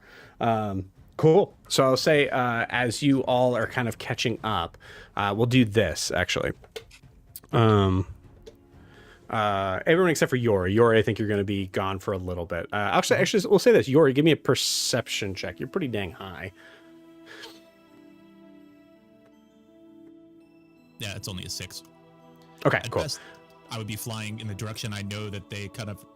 Well, I don't even think I know which direction they went off because I went off first. So I don't think you do either. I think you go but back it's to just the the ship. opposite direction to the basilisk. That's the direction I'm going.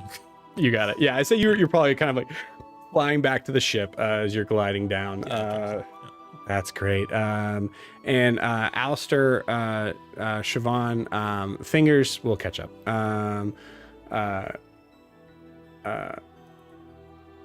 I say Gruff is probably helping Fingers this moment, so you guys are kind of like alone in this scene for a second.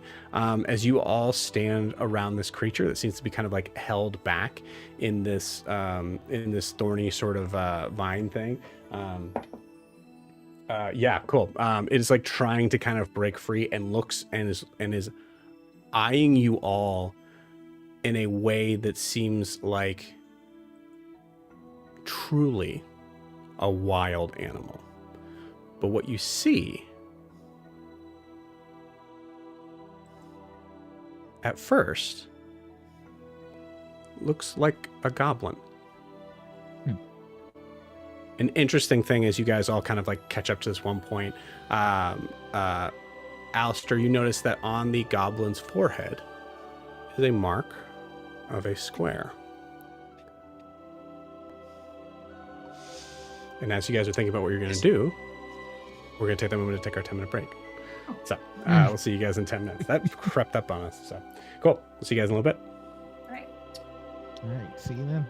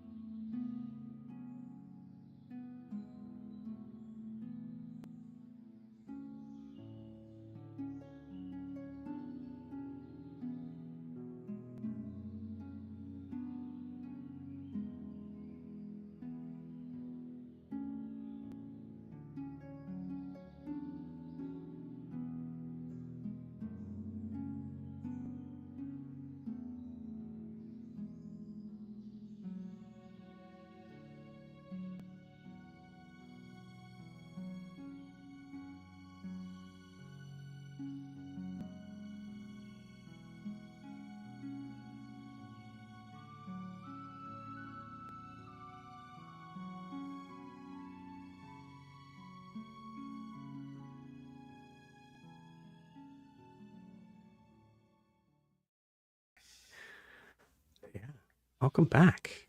Cool. Oh, forgot.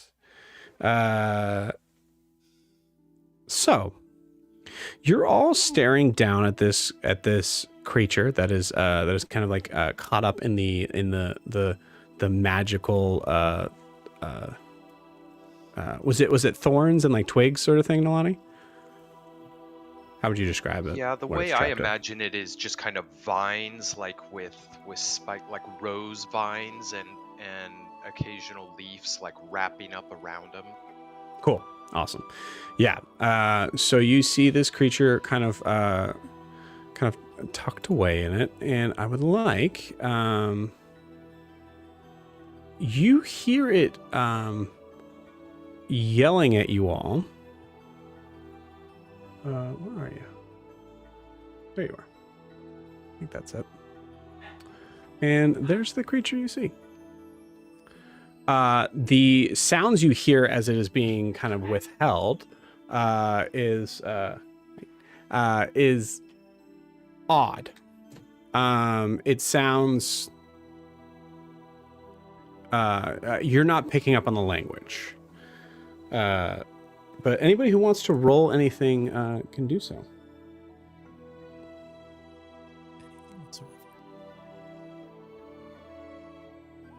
If there's something you're trying to find out about it, or you could just kill it. If you want to just kill it.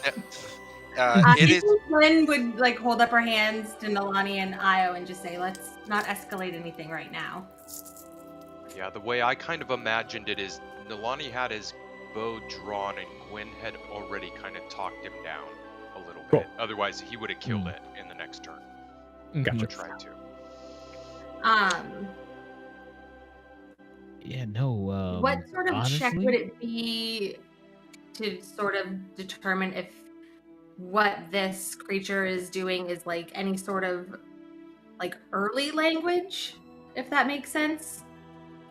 Interesting. Like using her background in history and archaeology and just language in general. Do you have like tongues or some sort of invocation thing? I have no spell slots left, but if I get 10 minutes, I can do it as a ritual, comprehend languages. But yeah, I'll say yeah, go for it. Yeah, I'll say you can take that as a ritual. Go ahead. While she's doing that, I think Nalani would have checked on our two. Zephyr? Or yeah. Yeah. Who were unconscious in the sand. He has the third. Yeah. And while they're both doing that, I'm actually looking at this thing. I think I'm going to make a nature check. I'm trying to gauge to see.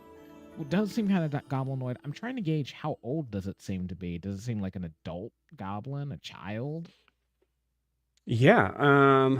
We'll say. I would say that is nature history. Okay. Which one do I have a better one in? It's wriggling around inside where it's restrained right now. Is it fight or flight right now? Very fight or flight. Yeah, good question. Which one? I guess I understand it's feral and moving around, but is it like that I'm scared and cornered, or is it let me out because I'm gonna hurt everything around me? Scared and cornered. For sure. I think like you're not sure if it's going. Actually, at this point too, you guys see all these little like plant creatures, and at this point, it is truly like I think I have like 15 of these guys. You guys see 15 of these things like kind of like coming out of the plant life and walking towards you. I think like most of you like probably get a weapon ready, and Gwen, I don't know if you want to try to convince them like, no, they're fine. Oh yeah, no, Gwen's gonna be like, no, it's fine, and she's gonna smile at the little things, and she's gonna get off of the platform where she is, back away from the cornered creature a little bit, and just try to make herself look non-threatening as she starts this ritual to comprehend languages. Yeah, I kind of think it might be cool like that. You know, the idea of them being interested in the ritual itself, like you're doing the ritual and you make it like an interesting thing as they're kind of like trying to see what you're doing. Yeah, big exaggerated gestures, slow, just be as Oh, And we lost you, Jess. yeah. Yeah, it's doing the same thing. Okay. There you All go. right. Sometimes it just goes crazy. So Yeah. she's making like big, exaggerated, slow movements through this ritual. Okay. And it's a little weird for her because, everything still is blood. But as she focuses on the ritual, I think that kind of fades a little bit because she's focused on something else and not so much on the surroundings. In this one little moment, anyway. Okay. And on that nature check, I got a 12, by the way. 12? Mhm. You're not sure. What I will give you with the 12 is that I said kind of looking like a goblin. You're not 100% sure this is a goblin. Features do seem to be like kind of like a palish green, but an extremely pale green. You see goblin-like ears. It's about a goblin size. It's funny, it's kind of feral right now, but I imagine you've seen at some point in your time a goblin sort of viciousness. It doesn't seem to express that. It's yeah. I'm giving you a lot for 12, honestly, but I will say that like it seems like you're not 100% sure it's a goblin. Okay. I think he's just kind of studying it, and I guess he's probably also just checking out, like from a distance, looking at the wound. Does that wound look like it might turn fatal soon? Is this thing bleeding out? Oh, the wound it took? Yeah, I mean, I'd say you see blood on it. Like you see, I mean, there's an arrow sticking out. Nalani, where do you think you got him? I'm just thinking he wasn't that far away. I probably did get him center chest mass somewhere. Cool. Yeah, so just like right there in the middle. Yeah, so he's probably bleeding pretty bad. Mechanically speaking, he's taking his damage, but yeah. At this point, as you guys are kind of like figuring out what to do, you see these creatures. I'm just gonna call them Pikmin because that's just easier. You see the Pikmin start to kind of gather around him. And I think I'm gonna do this honestly. Like Evan, if you're cool with it, I think I'm just gonna force the hand here where you're just up on the mountaintop. You do see a shipwreck. If you want to be here, I would love for you to be here, but it's up to you. Yeah, I mean, time-wise, we have a lot of room to wiggle around there because, like, they could have left at a certain time. I could have been climbing. So, I could have essentially been climbing. And then by the time I jump off and start to fly and, like, see what's going on there, like, that's kind of when they're getting there or when, I could see how the time that could easily match up. So, yeah, I'd be fine with sort of, like, gliding in at that point, like, right as, like, she's doing the ritual or whatever. Okay, you got it. Yeah, so great. Right when you're finishing the ritual, you guys see a giant Yori just like kind of descending in over the trees. Carrying a packle. A much smaller Covered in packle. blood. Yeah. Yeah, we're gonna also we'll say like because I mean I actually should have worn up earlier, but magic as I like glide up, Fenrir stops being small, like the reduced smell like drops, and suddenly he's big again, and I start to shrink, and we just both start to like fall down and sort of like crash land into the ground, into the probably into the woods, like a little bit off of where you are, and then just like walk out. Perfect. That's exactly what I was thinking too. Just like wow, look at that. And I would like to kind of, if it fits, Joe, in the timeline, resolve the cobalt issue before he gets there, because it's important for him to never see 3. Okay. Okay. You got it. Cool. We'll handle that in a second. I'll say, Siobhan, you've been quiet. What is Siobhan doing right now? We've caught up to the group. Mm-hmm. Yeah, so we Where'd the moved this cave kind of go? in a timely sort of way. Well, you guys from my understanding, Alistair took off towards the group. So if you followed Alistair, you're no longer in the area of the cave. Okay. Unless you wanted to try to explore the cave yourself or with Fingers and Gruff. I don't want to stay alone with Fingers anywhere. Yeah, understandable. I mean, I guess she's just gonna take accountability of everyone. Okay, cool. Yeah, you look around, you see you're missing Yori, and I think that's the moment you see just the yeah, and you're all kind of looking down at this creature here. I think I would move and help Milani because I need to cast Spirit of the Dying. Okay, you got it. Cool. You cast Spare the Dying on Zimmer. Or Zephyr, whoever looks the worst. And both. I mean, it's I think it's a cantrip, It's right? a cantrip, yeah, I can cast it on both. So yeah, you cast that on both of them. They seem to be okay. I'll say, Nalani, you specifically wanted to handle this before Yori got there. But we did say Alistair. You don't know that thing happened.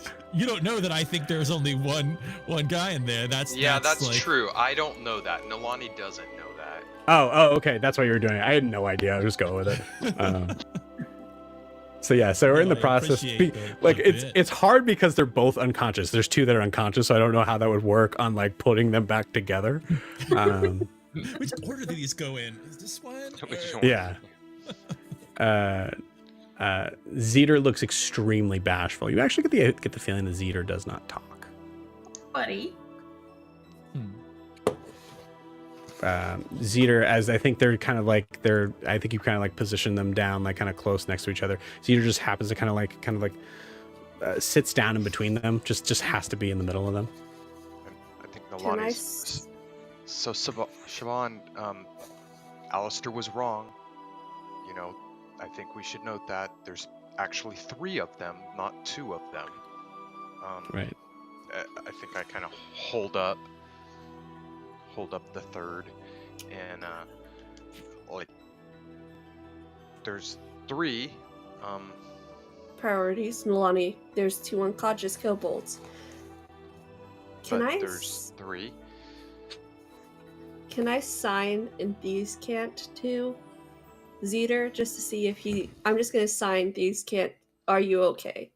Just to see if he responds. Maybe he's just cool. too shy to talk. full on signs. I'm fine. I'm sorry. I think he signs to you as well, like, we'll go. No, I'm going to sign, no, it's okay. As long as you're okay, we'll make sure your brothers are okay. Yeah. Oh, clearly, but they're triplets. They're. I don't know the gender of Zimber, Zephyr, and Zeter, though. I kind of feel like it was probably hard to tell with kobolds. Yeah. Cool. I love that. And I'm just going to do what I need to do, if I have to do a medicine check or something to take care of them, because I don't have healing spells. Yeah, I'd say after about 10 minutes or so, just trying to kind of like get like to kind of like tend to whatever. I think they wake up. Yeah. Yeah. As Yori walks up, he looks very pointedly at the kobolds, but he doesn't say anything. But I think you can, if you look, he like visibly loses some amount of tension. Like he relaxes a little bit. He smiles a little bit, just like, oh, it was actually multiple kobolds. Like, okay. And then he just goes, you guys want to fight a basilisk? What? Oh man. Okay. Cool. You see the figure that is still kind of restrained. This. How long does that last, by the way, Nalani? Oh, probably not very long. 1 minute. Yeah, 1 minute. Okay, Is cool. it 1 minute? So you're kind of like coming up on that minute. When you say basilisk, you see the sort of goblinoid sort of creature that is caught seems to like just start to kind of freak out even more. just starts like kind of like pushing against like the restraints, just going, and is trying to kind of just fully get out. Gwyn, at this point, you've finished the ritual. What you actually hear as you hear the Pikmin around,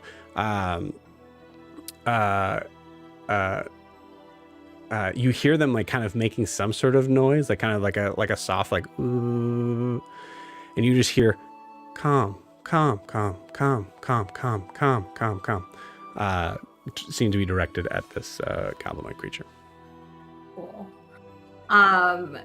So clearly this goblinoid creature has some understanding of common because he understood basilisk at least. So very calmly, Gwen is going to just start talking and say, I'm very sorry that we crash landed. This is clearly your home. We didn't mean to intrude, but we will help you if you can just breathe deeply with me. We'll calm down. We'll figure this out. We're not here to hurt you. Straight persuasion check. Not disadvantage? Not disadvantage. This is why I'm giving you straight roll. I imagine you guys are helping. The Pikmin are kind of helping here. I think that's what makes it a straight roll. Perfect. But Alistair, I would really love to know how you're helping, though. Yeah. Yeah, I would say if Gwen, I assume, has a very soothing voice. I can't understand what she's saying, but she's speaking in a soothing tone. No, she's speaking in common because common languages only lets me understand languages. I was going to mention that. Wow. Thanks for following the rules. So I think seeing that she is attempting to calm this creature, I'll pull out some sort of ration that we have and kind of ease it out. I almost feel like Gwen, like, you know, when you hear a language and you suddenly comprehend it, you might be able to like pick up some words of it as far as like, oh, I so this sound means this or whatever. You know, it's not like you can speak it back, but you might like learn a little bit. Yeah.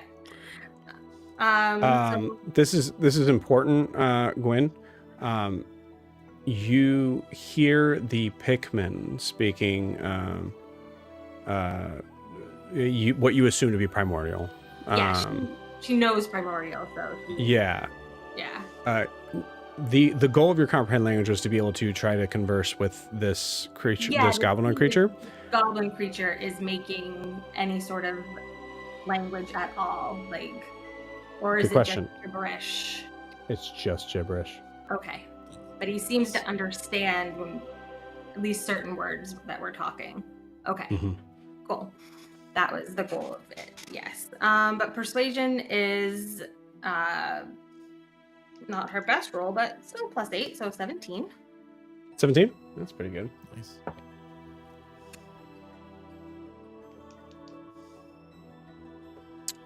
You see, is he still restrained?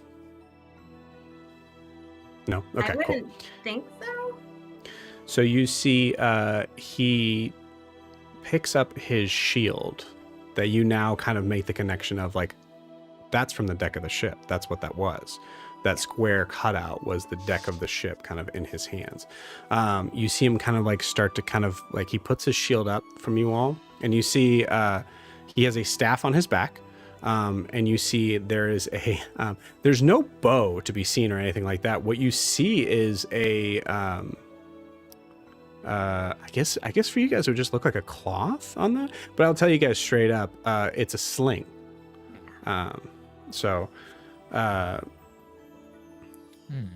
You see him kind of like backing up towards the trees. He's kind of in a space that like he's being defensive, and he's gonna try to move away. I think Gwen would turn her attention to the little plants that seem to be friendly towards him, right? They're trying to calm him down and sort of protect him. So she's gonna, look down at the plants, and in primordial, she'll speak to them and just say, we are here to help. We want to help. No danger, just help. And you see like the Bulbasaur looking one that kind of looks up at you, just kind of nods, and just looks over at this goblin, and just kind of just goes, help. You see the goblin just look over at all of them and just start going, like trying to kind of like say like, come here, get over here. You see a couple of them kind of scurry over.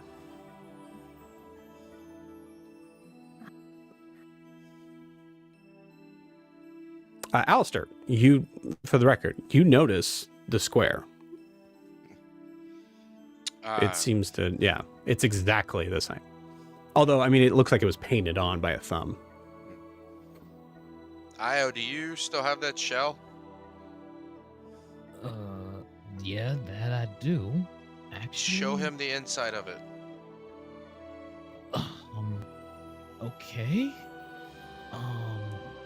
Hey, little guy, and then he, in deep speech, because hey, might as well just try speaking something.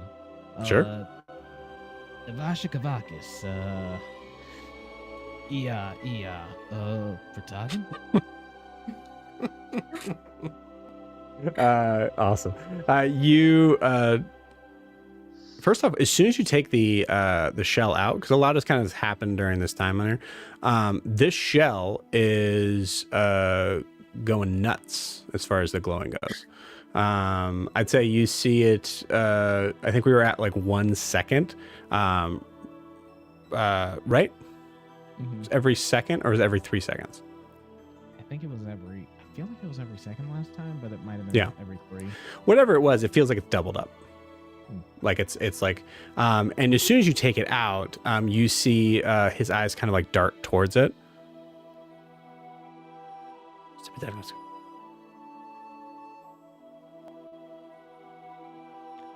Takes a couple steps towards you. Takes a couple steps towards you, puts the shield up, stops. Okay.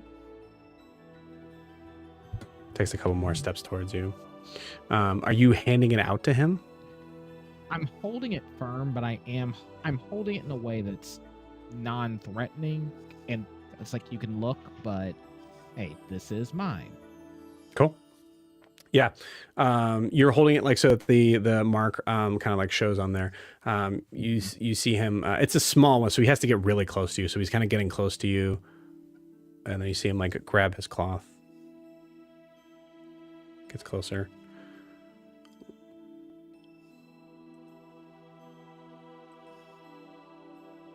Notices the square marker on that, and then kind of like marks his like kind of like points to his forehead.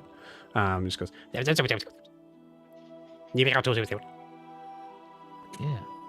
I noticed that too. Same mark. Do you know what this is? What this means? And points in the direction where you came from. There's a cave over there. This symbol is there too. Well, y'all want to lead us to this here cave? Do you think maybe... And actually, like at this point, like it gets up on you. He's small. He's about I think he's probably maybe like 3 feet tall. Like it gets up on you and is like trying to shake you. That's just what he would do as you're saying like, hey guys, let's go over there. You see like a look of panic as he's just grabbing you and like shaking. Okay, is it no, yes, yes, but excited? No, we're all gonna die. This is a point of order to say, I'll roll me an animal handling check. Alright. Animal handling. Dang, that's not one of my best stats. That's a 9.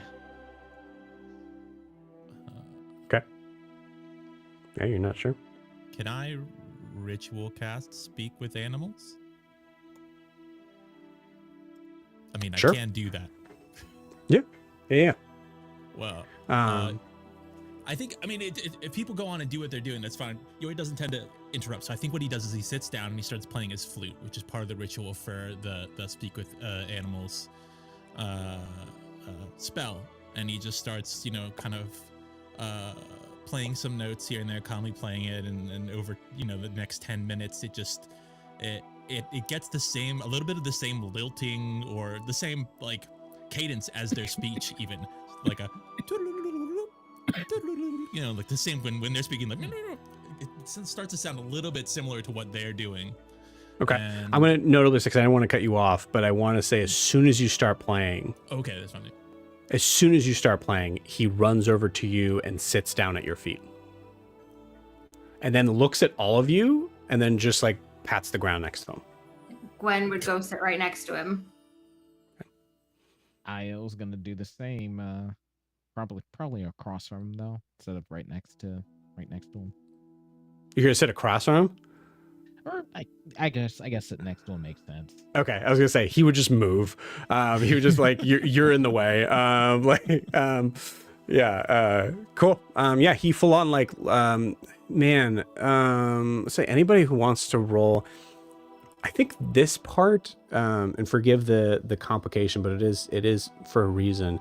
This part, anybody who wants to roll insight check can. Oof. I'm not getting 14. anything with that 8. 14, 20. Nice. 20. 10. 24. 24. Nice. I want to use mine though to see Just a how 4. hard it would be to get my arrow back. Just a fail. Is that what you said, Alistair? 4. Just a 4. 4. Gotcha. Okay, cool. Okay, cool. Yeah, Nalani stuck pretty hard in there. He doesn't seem to mind it. He seems to I'd say actually like after a second, just because it was a good amount of damage. This is weird, but whatever. You see him like start to kind of like.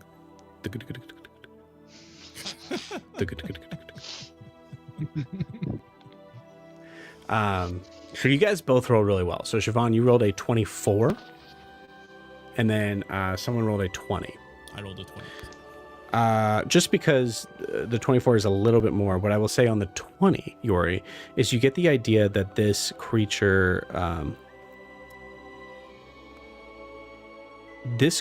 knows what you're doing. This seems to understand the concept of music, and what that tells you is that most likely this creature is not native to this island.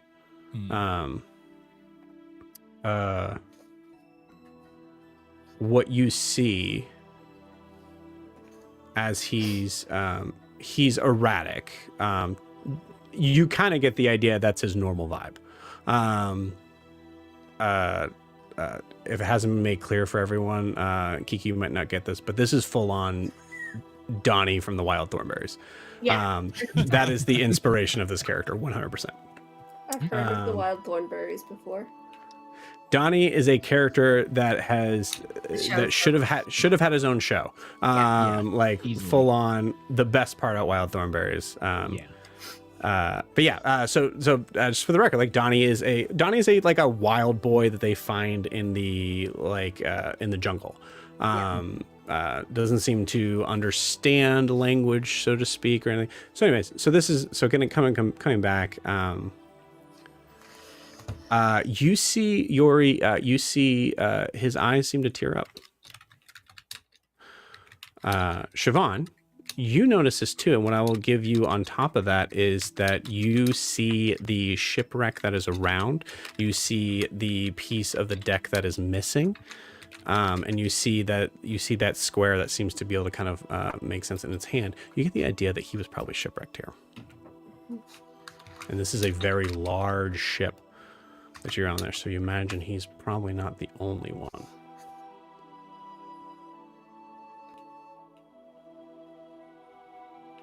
She's just gonna start looking around for any other signs of civilization. She doubts it. If he wasn't taught to speak, she thinks he might be the only surviving one, or maybe it's just a bunch of kids who didn't know how to speak. Actually, that's a really good point, and you rolled pretty well. I'm gonna say this because I think I need one more precursor of this to actually fully get this. Give me a. History or investigation check on the shipwreck. Let's do investigation because my history shite. Okay, let's do You got it. guidance because I can remember that I have guidance. Okay, that's 18. 18. Cool.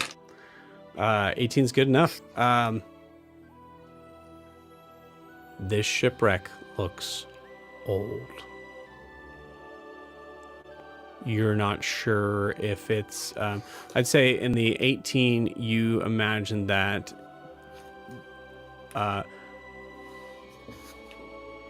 this shipwreck couldn't have happened earlier than 10 years ago. But probably older than that. So adding to the insight check on that, you get the idea that there's a possibility that with this goblinoid creature that maybe it did understand language at one point in time.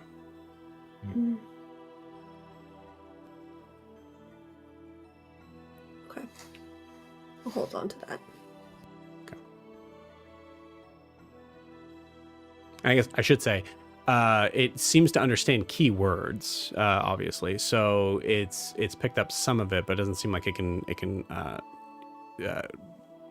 portray them. And also, Yori, with your ritual on that, doing the like animal sort of speech thing, same thing. So this gives you the concept that like, the only thing I will say on this is that it does seem like the Pikmin seem to understand what he's saying. But I know it seems weird to say, but it's just not a language. No, yeah, I get it. Yeah, I mean, well, Yeah. Speak with animals also, like I spoke with a horse. The horse doesn't have language, but I think the kind of idea I'm getting for this is because it's also not like, I mean, if I use speak with animals on a human, it wouldn't work. So this is sort of this Right. in-between thing where it's not like, Right. doesn't have that animal magic that would be speak with animals, but it also just doesn't have a normal, yeah, okay. You But nailed he it, does yeah. like the flute at the very least. Yeah. Yeah.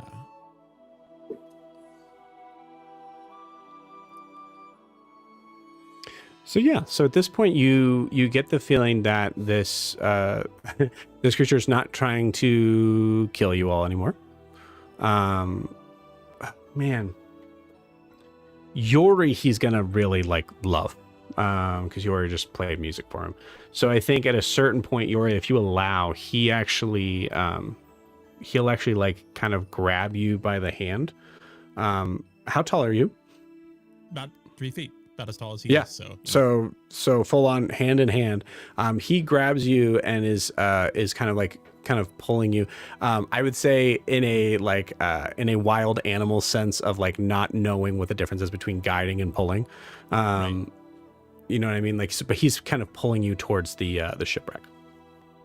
Yeah, I mean, I would definitely go with it. Plus, I mean, Yori has a certain amount of animal handling, of like being around animals and kind of like understanding Right. the natural kind of speech or, kind of language of an animal. So I think, yeah, if he's trying to go there, I think also curious, so he'd definitely follow him. Yeah. Cool. So you see, as you're kind of like walking through this, because this like where you caught him is a little bit different than where the shipwreck sort of thing is. So I say if you guys want to follow him, Gwen would want to follow. Yeah. you got it.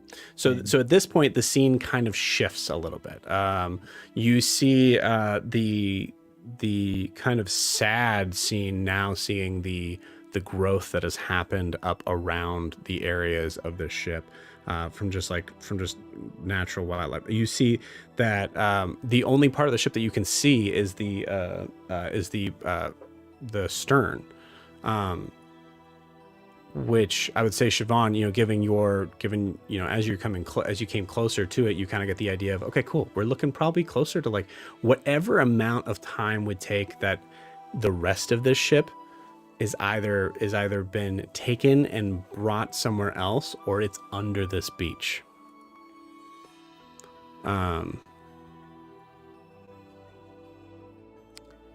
Yori, as you are being pulled, you see every once in a while he kind of bends down and picks up something off the ground that is most of the time a coin, but a bunch of shiny items are on the ground. Some of them being like a cutlass, some of them being of no worth whatsoever. But you'll see him kind of grab like little bits of gold, and he said he'll take one gold piece and kind of put it in your hand and look up at you. Thanks. I don't think I've ever had any of this. But You seem pleased by it, right? Yeah, people tend to like it. Plus, it's shiny and nice. It's a gift. Yeah, he's Cool. like, yeah, thanks.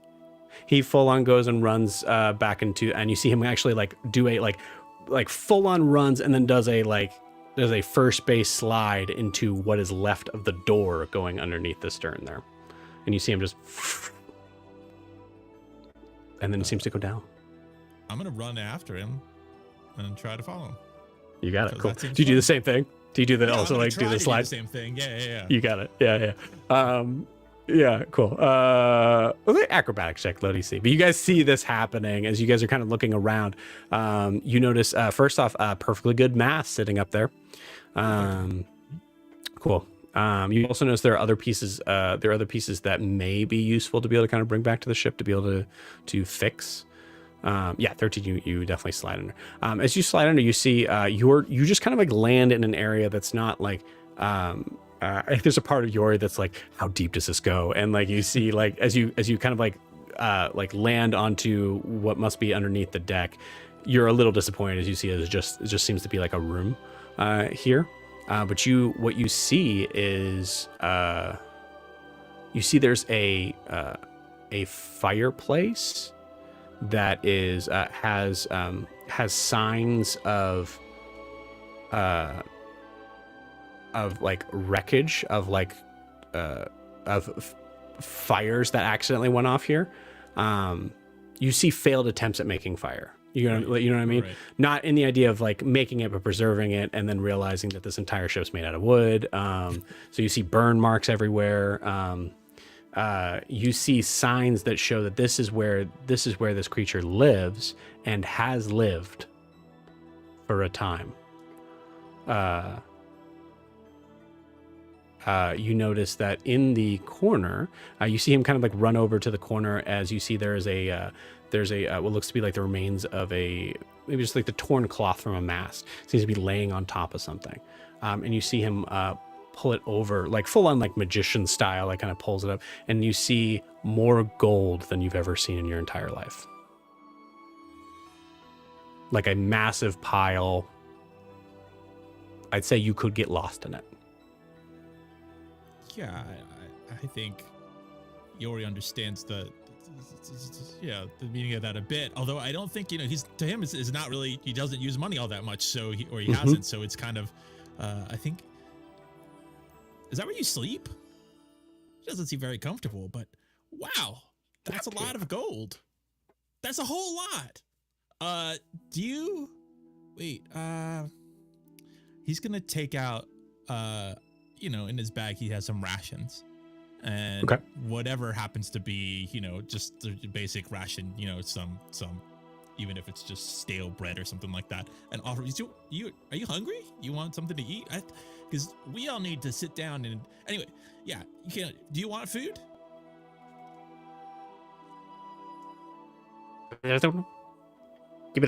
You see him open like a porthole window that you see. It's just like if you came around to the right side, it's just there on the ground.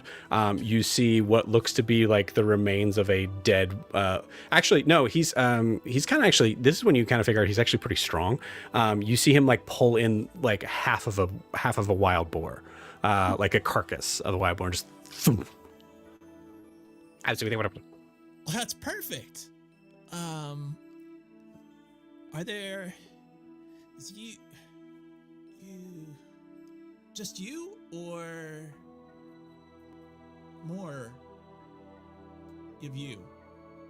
Animal handling.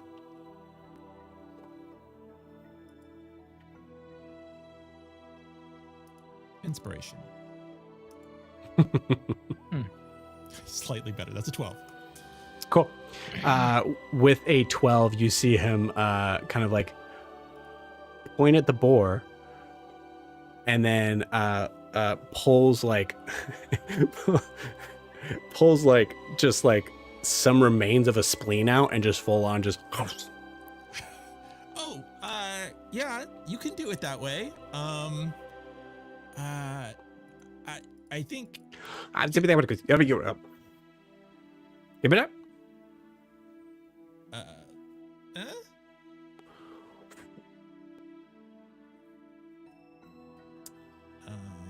Give it up. You see him point at the corner. Actually, he takes his staff out, points at the corner of the room, and a corner of the room just catches on fire. Give it up. Yeah. And then we take this and we put some of it over there. And you see him start to do it now, like he's. Yeah, and you're having like a full like sort of like time with him of just catching up and trying to kind of get an idea of what's going on here. You do get the feeling that he's the only one here. Like looking around, like this is definitely a room for just one. You do see there are random dirt piles that are. This room isn't necessarily big, but I would say the dirt pile itself is about the size of your ankle. Goes up to your ankle. And I'll say at this point, one of the like Pikmin sort of catches up, jumps down, and then just like fully kind of runs into the dirt pile. You get the idea, like these are his friends. These are the people. So I'm gonna kind of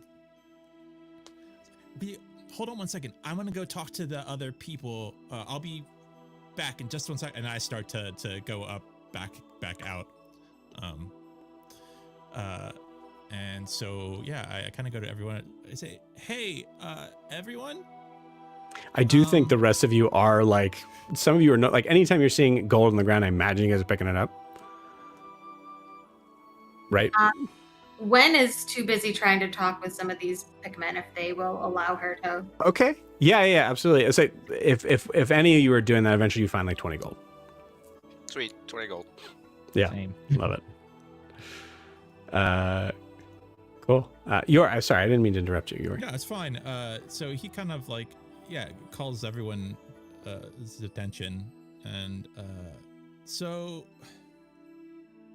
this is the first time in a little while where we haven't been actively sinking into the water or almost getting killed by something, or actively fighting something. And I thought maybe we could have like a little, like make a fire and eat some food and maybe like talk about the cool things you did, or tell a story, and also the guy, the little guy down there, I don't think he has anybody else, and maybe he'd like to just hang out. He has food and he has a lot of gold, so Say no more. I love this idea. Let's do just that. And I mean, is there any way for those of us who are not height challenged to make it in there? I mean, that seems like a really well fortified little spot you got there. I mean, you could see the hole, I guess. And at this point, you see him just, place. he's like, he's kind of resting on it and just eating raw liver. Just. Yeah, I mean, I think probably if we want to do something, we should just do it out here. Also, I've been around a lot of fire, and that place is not fire safe. He has a fire in there, but at any point, that whole place could just burn down. So I would, maybe have the fire out here. Maybe we could ask him to come out, and if anyone wants to, get a tour, they could. But yeah, we could set up here. There was a basilisk, but it's way over there on the cliffs, so we're probably fine. Yeah, I caught it when you mentioned that at the time.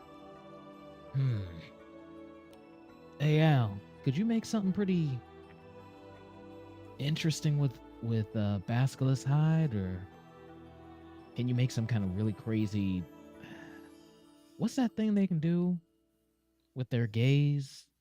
I don't remember what was said in class. Alistair, feel free to roll anything. You'll just hear Alistair just kind of give you a nonchalant yes. I am. You said there's a stuff spread on the ground, correct? Like the gold? Like gold, and you said there were other like trinkets or whatnot. Yeah. Yeah. So Yep. I think I will be picking up anything that fits within my palm. But do I see anything of anything that has a magical glow to it, other than his staff? Yeah. Roll me an Arcana check.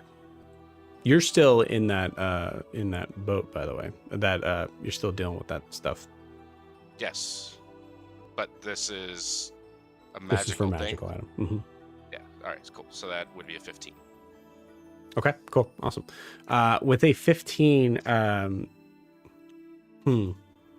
say, like, are you looking at everything? Like, do you check? I mean, do you poke earlier your when I head in the room? In the room? Yeah, probably. I think if he's coming out of it, and obviously there's tons of stuff up here, but there's a stash of stuff downstairs because Right. gold. Right. Which gold is great, but I think the idea that there could be more things down there to see. Cool. Sorry, Kiki. Yeah, absolutely. As soon as you kind of look down, I'll say you see like a faint glow of magic that seems to be underneath that pile of gold. Great. So two things. Number one, I'm going to go straight to that and kind of dig in the gold. But once I'm down there, am I alone? No.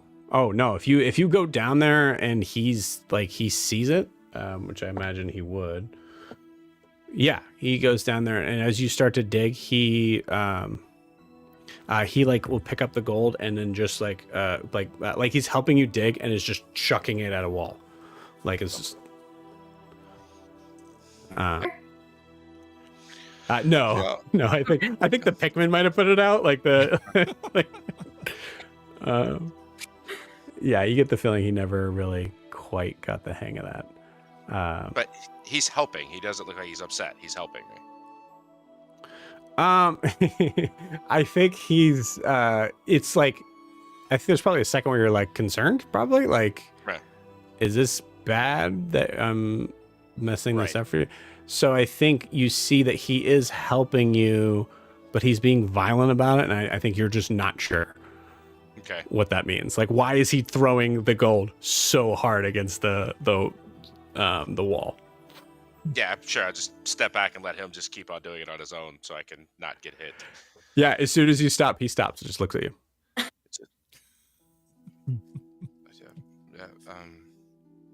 Okay. I'm just gonna get in there. Okay. Right. Yep. Just me. You know.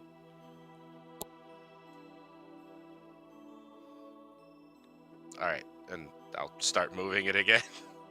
He just goes back to the same thing. All right. I'd say once you start to see something, you do get hit in the head with a piece of gold. I just rolled a nat 20 on whether or not it hits you. And you fully get knocked out. No. Yes. Cool. You find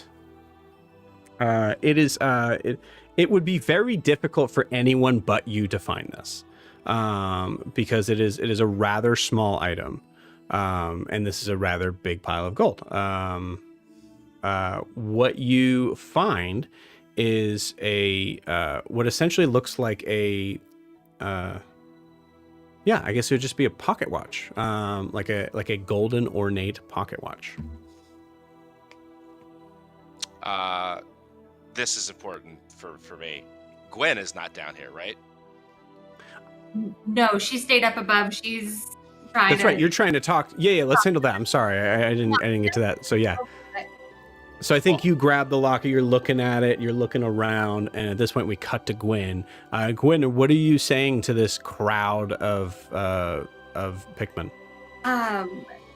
So she would start trying to find out if they have a name for themselves or the island. And as she talks to them, do they pretty much respond just in like one word phrases? Yeah, you get the feeling that they are not very smart at all. Yeah. They seem to have gotten lucky in like talking to you with that. But give me 1 second.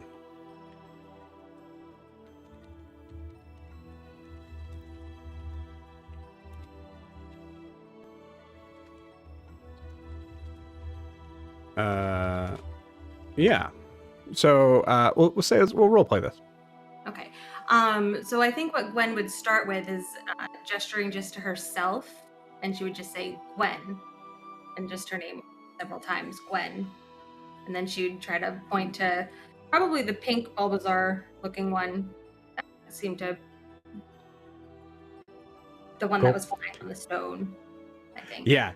You see a like a taller one that has this like sort of giraffe like quality to it, in the idea that like everything's elongated from the neck. You see that it just has a single like large flower on the top of its head that kind of just makes it look like a hat, sort of.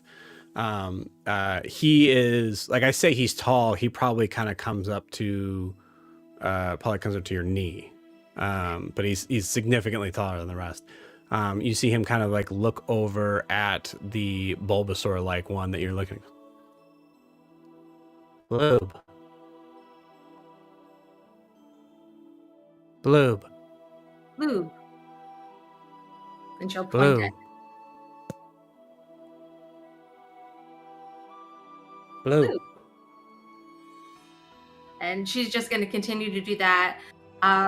As she's doing it, she wants to try to see, do they have any sort of concept of like hierarchy here? Like, is there one that seems to be like the leader?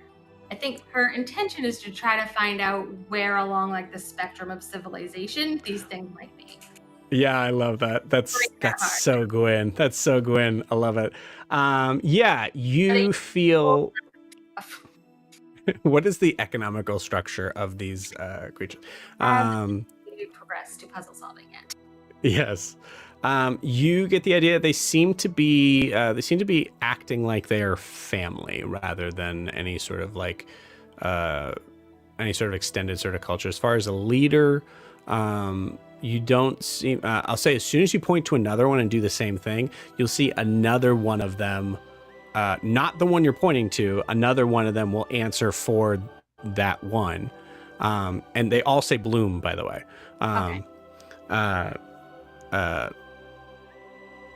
But they like this is where it gets like, it's kind of silly because they actually only like, they refer to it like they're saying different names for each one. They don't think to like, it doesn't seem like it, like you get the idea that it doesn't seem like it, that's one name to them.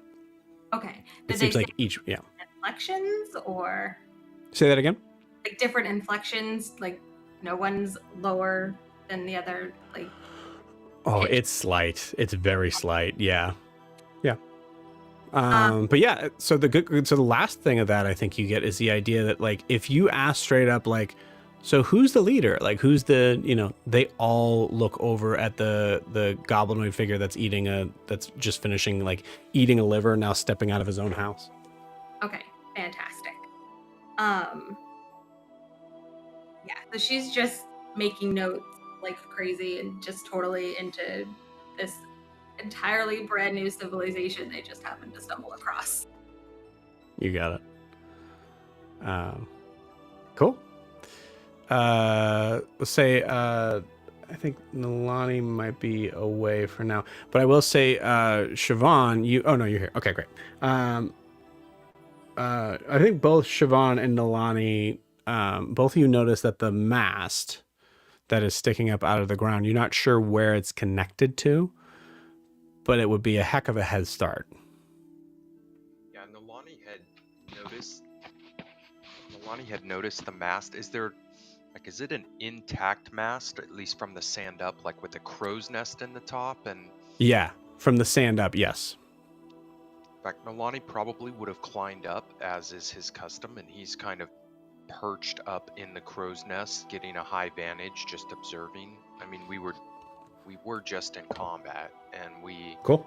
don't know anything about this area. Just getting high ground where he can see what Gwen's doing, see whatever Io's doing, watch Al, Yeah. Al and Yori coming in and out, kind of thing.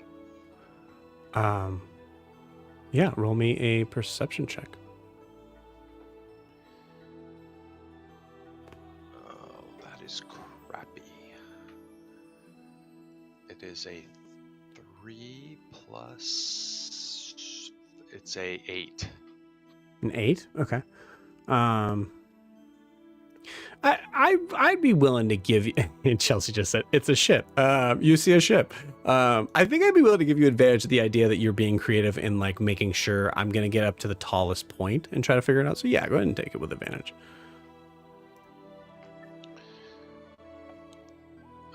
There we go. That's a dirty 20. Dirty 20, cool, awesome. The dirty 20, you're looking around, you see I think you guys are still being probably pretty like, there's a certain point where you see shiny things on the ground, you're kind of picking them up. So I think at a certain point you're starting to just look for shiny things, and that's kind of maybe preoccupying some of your guys' time. Alistair is nowhere to be seen, I think, because Alistair's just in underneath the deck, so to speak. What does catch your eye, Nolani, is as you feel like kind of like a heavy wind start to kind of blow, and you kind of grab onto where the flag is. You notice that something off in the distance also seems to react quickly to that, as you see just the sort of wisp of a what looks to be like a the same sort of mass material, probably about a mile inland from you. I think from your distance, you see there's something that's written on it, but you can't tell. Interesting. From the direction that Alistair came from? No, it would be inland, so all of you came from the same direction. You kind of came from around the island. This is into the island. Okay.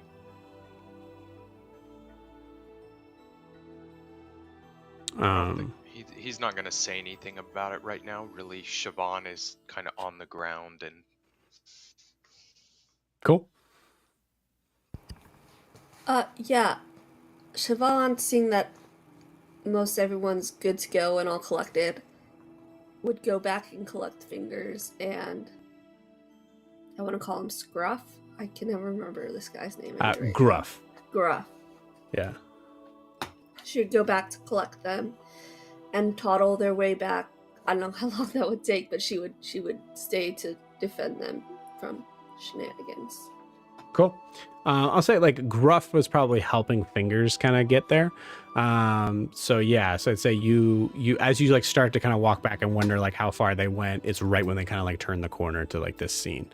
And you see Gruff just going like, all right, whoa. Yeah, we found a mast. We just have to convince the tenant. Tenant. Yeah, that's another thing. Oh. The ship looks old. Mm-hmm. And there is some kind of goblin living in it. Not dangerous, but that's its home.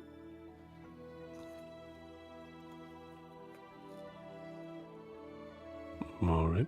Is everyone Everyone's this okay? way, yeah. Everyone's alive. Cool.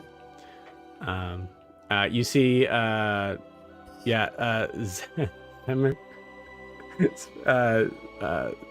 Zimmer Zephyr is standing up, like kind of like leaning against the hide, the back of the stern. at this point, you guys like this secret's kind of gone out, and there's a part of you guys that like realize like, oh yeah, I've never seen Zimmer Zephyr sit down. They probably don't. Like that's like, so, you know, they're just being their normal sort of self, just kind of hang out in the back. Fingers just full on walks through one of the like plant piles, like just like full on, just like kind of like goes through it and oh, okay, well, there's a mast, we could use that.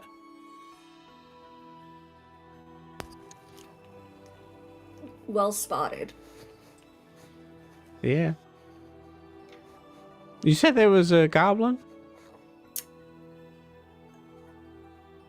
Yeah, I think he's over with Io. Okay, I speak goblin. I don't think he speaks Finally anything. gonna be able to do something to help out this crew as he walks right, he waddles past you. Yes. Okay, I rolled a nat one. You see as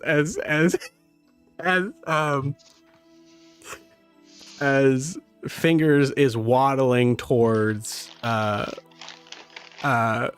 towards this goblinoid. You see he's still eating his liver, but like is like kind of like watching him closely, and he just keeps going.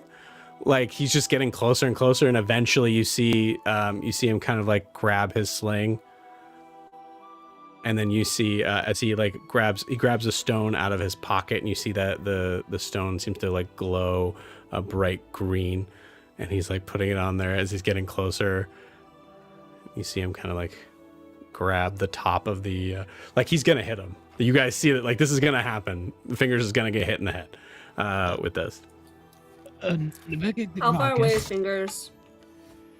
Fingers about 20 feet away from you. I'll say Right. what's his name's another 20. Blessing of the Guardian on this idiot. Okay. And I think as Io's noticing the kid ready to hit him, he's like, friend, stupid friend, but friend. You see he's started like he's hearing you, I think, but like the trouble that you're noticing is that Fingers is just like just is terrifying first off, and is just not seeming to be Starfishing aware. his way over I'm gonna there. let him tunnel Starfishing his way over. over. Yeah. But Okay, you see cool. like a little bit of shadows shoot from Siobhan and kind of wrap around Fingers. Awesome. Subtle, You but got it. there's still something there. Io, you see this creature kind of just like look right at you as he lets go of the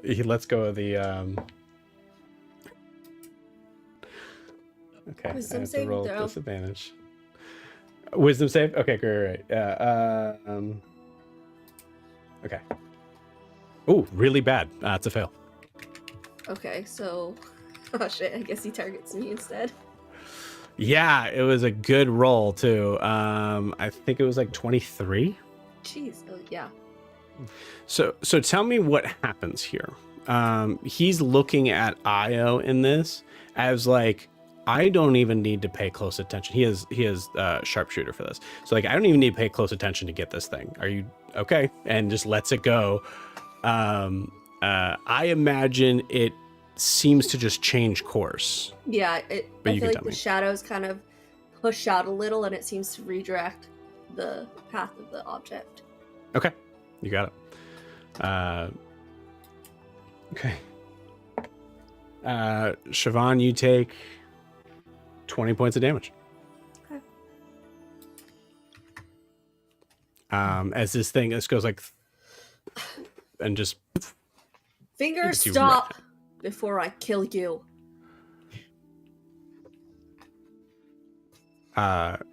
you see the that's funny.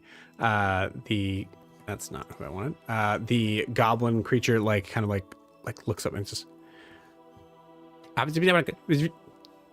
and pushes like fully pushes fingers over, like get the fuck out of the way, and just like and runs over to you, and you see him like kind of like slide down into you. Seems to slide everywhere he goes, like slides down into you, grabs something out of his like his it looks like some sort of like herbalism kit sort of thing, but he's casting cure wounds on you. Yeah.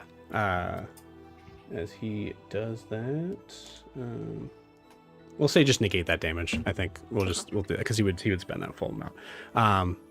Yeah, he seems freaked out. You get the feeling at this point, right? Like he's gotten pretty good with that thing. He's surprised he missed and hit you. And he seems really sorry. It's okay. Wait. It's okay. It's okay. And I think I can take with it. I think with that,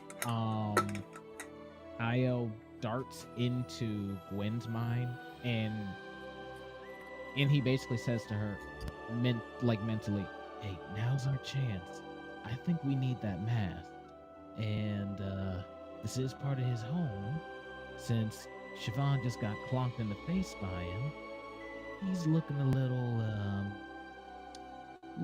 remorseful. We can use that as leverage." As you say that, Siobhan, I imagine you're by some sort of wreckage of the ship that's there. You see him like kind of like he's like trying to like figure out a way to apologize to you, and you're saying I'm sorry, whatever. And so he's just like awkward, and he just like casts fire to like wood that's around you, and just runs off. Like in the idea of like, here you go, here's fire, and just runs off. This is a problem. I'm just gonna start throwing sand on the fire. You should say. Can I talk back to you, Io, and with this? Yeah, like once I establish the connection, it's basically established. Then she's going to say, I don't really think we need to con him out of it. I think we do this on the up and up and just tell him we need it when he comes back from wherever he ran off to. Fair. He's close by. He ran off enough away that he doesn't have to deal with that situation. Why don't we just take him with us? Yeah, Gwen is thinking been there without you noticing, I guess. Just standing there, why don't we just take him with us? Then he doesn't need the stuff. Also, you guys kind of get what's going on here. Yeah, He needs what about a his home. friends? It's probably not the best for him to live. I mean, maybe he wants to live here and he's got his friends. The little plant people are kind of cool, but they are. I don't know how to ask him or offer. And I think these plant people deserve to evolve their civilization without interference from outside sources. They've had that a lot. They have civilization? As you guys are having this conversation, he is actually just climbing the mast because he hasn't checked out things in a while, where Nalani is. I think Nalani has lowered his bow when he chucked the rock and it hit Siobhan. His bow was out pointed at the creature, and he had put it down when the creature obviously made amends. The creature comes right up, like looks at you, points at the thing, and goes,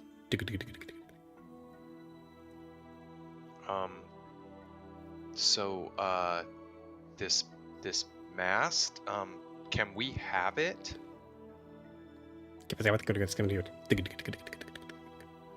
Oh, thank you. Hey, he says we can have the mast. I yelled down. Yep. Go down and start digging. He's playing with the arrow in his chest. This guy. Can I have it back? I think Nalani grabs the arrow, pulls a little bit. He full on puts his feet up to you, like on you. I think Nalani just kind of puts a foot on him and yanks really hard, probably. And as it comes out, probably grabs his shoulder as he almost falls out of Yeah. the crow's nest. Yeah, absolutely. And he full up, like he's like, and you, I'll say because you just called that before I said anything. Yes, you absolutely get that. You see, and you grab him by the hand. You see him just kind of like dangling down. Give it out, get it. I kind of picture I just kind of swing him back into the crow's nest and put the arrow back in the with the other arrows. Cool. Give it out. Give it. Give it. Go. No fire. Climbs down. I didn't seem to understand what you were saying in the mass, but you also get the feeling too. Actually, I'll say at this point, because you guys have gotten a pretty good handle of like his deal, and I won't make you like continuously like kind of like doing checks on this. This is about the third or fourth time he's offered to set something on the ship on fire for you guys. Doesn't seem to be that keen on like keeping the ship. Like he doesn't seem that possessive, I guess. I think Clinton, you were gonna say something way back. I missed. Yeah, while all this is going on, number one, so I have the pocket watch, we're good, right? Mhm. All right. Yes.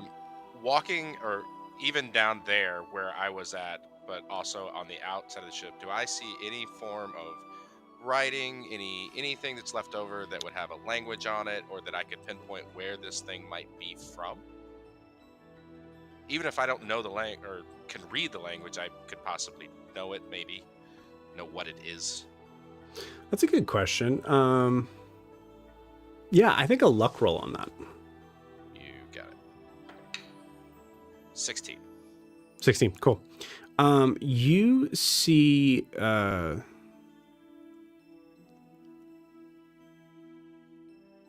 okay. You see that there is you find a lot of I think you actually like find like a pile that's like kind of stuck in this like sort of half of the desk that seems to have like the other half seems to have been burnt or like broken off for firewood or something. You do see that there is like kind of a stack of papers and most of them are burnt. You see, I think in the top left-hand corner, just make sure I'm not fucking this up.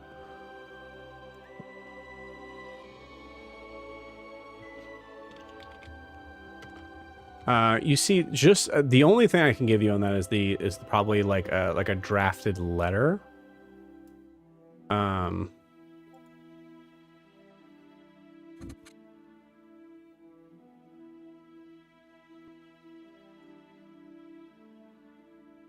Yeah.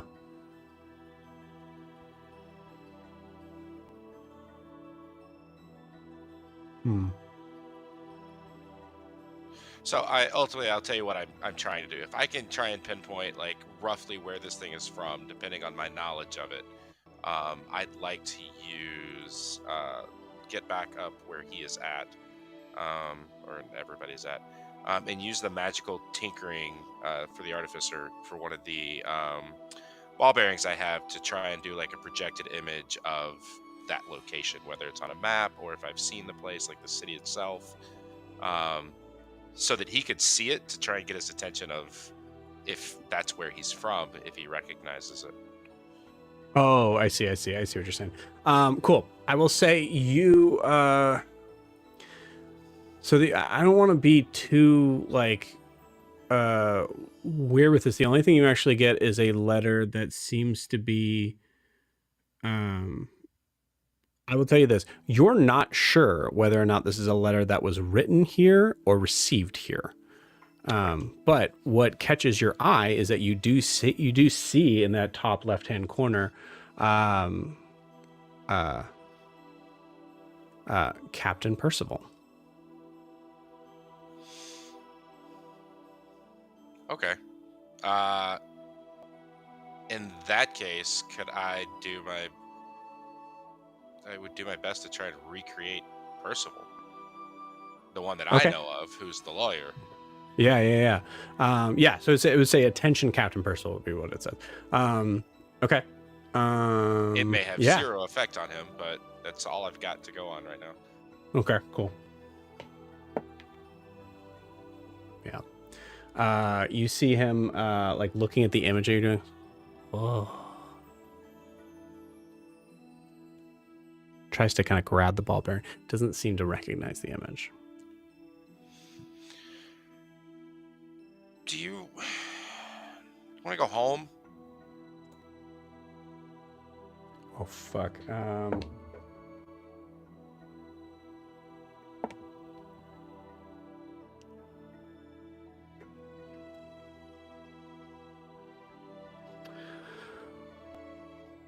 He looks at you kind of confused, but in a different way. He's like paying attention as if he's trying to remember what that word is. You get the idea that he's like, I know that that word was probably important to me at one point in time. Mom, Dad, brother, sister. Ready to go. Ready to go. Do you want to go see them?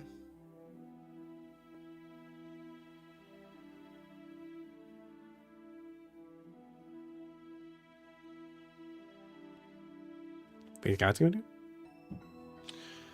No, you go with us on a boat like this, but that floats across the ocean. And I'll try and keep changing that image with each like thing I'm saying. Oh, okay, cool. I can do that 5-6 times. Cool. I do not possess the trying to think of how I would express this, but I think I truly don't possess the we'll say acting capabilities to explain to you what's going through his mind right now. He's starting to understand what you're saying, and there's a little bit of a breakdown that's happening to him. You now get the idea that most likely it's been, when we say years, probably 20 years.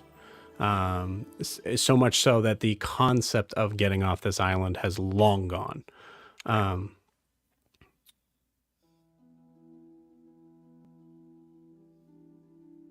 You see him, he's still bleeding. You see him kind of touch the wound in his chest with his thumb. Get up. Actually, no, he would fully climb up on you. What am I talking about? Climbs up on you. And then makes that mark on your head.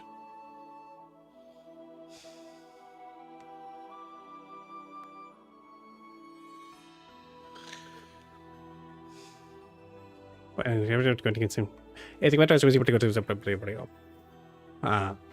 you see him kind of like run underneath. You get the feeling that he's getting his stuff.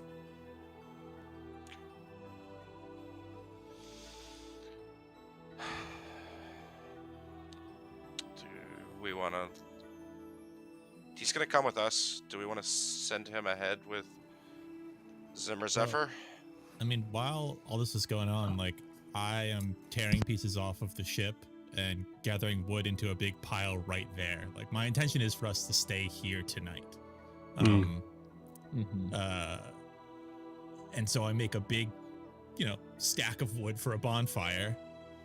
And then Are we a good 3 hours away from our ship? Yeah, it was a 3-hour walk to get here. Yeah. We were in general, walking just like we go from thing to thing, from event to event, and each time we move, there's a new So I think he is just so focused on let us just stay here for a second, for a minute to rest and talk and do this thing. And so he puts the things in a pile, and then he takes his maul and he smashes it onto the pile of wood and uses fire rune to light the entire thing up.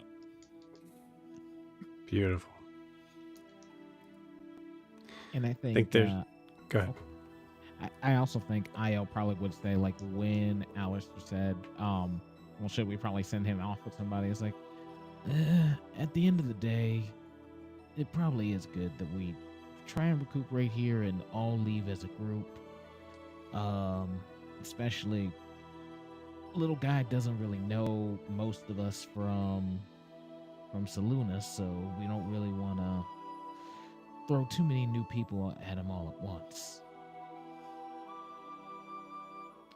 Do we want to take his friends with us too, or do you think they're better off staying here? I think they're better off staying here. This is their home. They should be able to develop as naturally as possible here. What about taking just one with us? You know, they could be like a little emissary. I don't Just know one? if they would understand enough to be able to give us a yes or a no. If they want to do that. Also, emissary to what? You know, the rest of the world. I mean, I don't think they're ready for the rest of the world, Io. They're very early on in their civilization Let's development. mark this on a map, and then we can come back some other time, and you can come check in on them Yeah. if you like them. damn it. Hate it when y'all make sense. Alistair takes I- no part in this conversation. Siobhan's side-eyeing his bag. These are creatures who have their own free will, and I don't think that we should interfere in that. So what Anymore if one than offers to something come with done. us, though? Then what? They're very cute, yes, but they're not pets. Who said anything about a pet? Jess, take a point of inspiration. Right. Yeah, just take it. Yeah, I think you, as you're talking, I think a fire has started. You see you see a full-on like bundle of you're not sure what it is, but it looks like it's just like covered in like mass material that you see like he has like slung over his back, and he just kind of like puts it down as he sees the fire and just climbs up on Gwyn and just like grabs from like the horns. Give it out.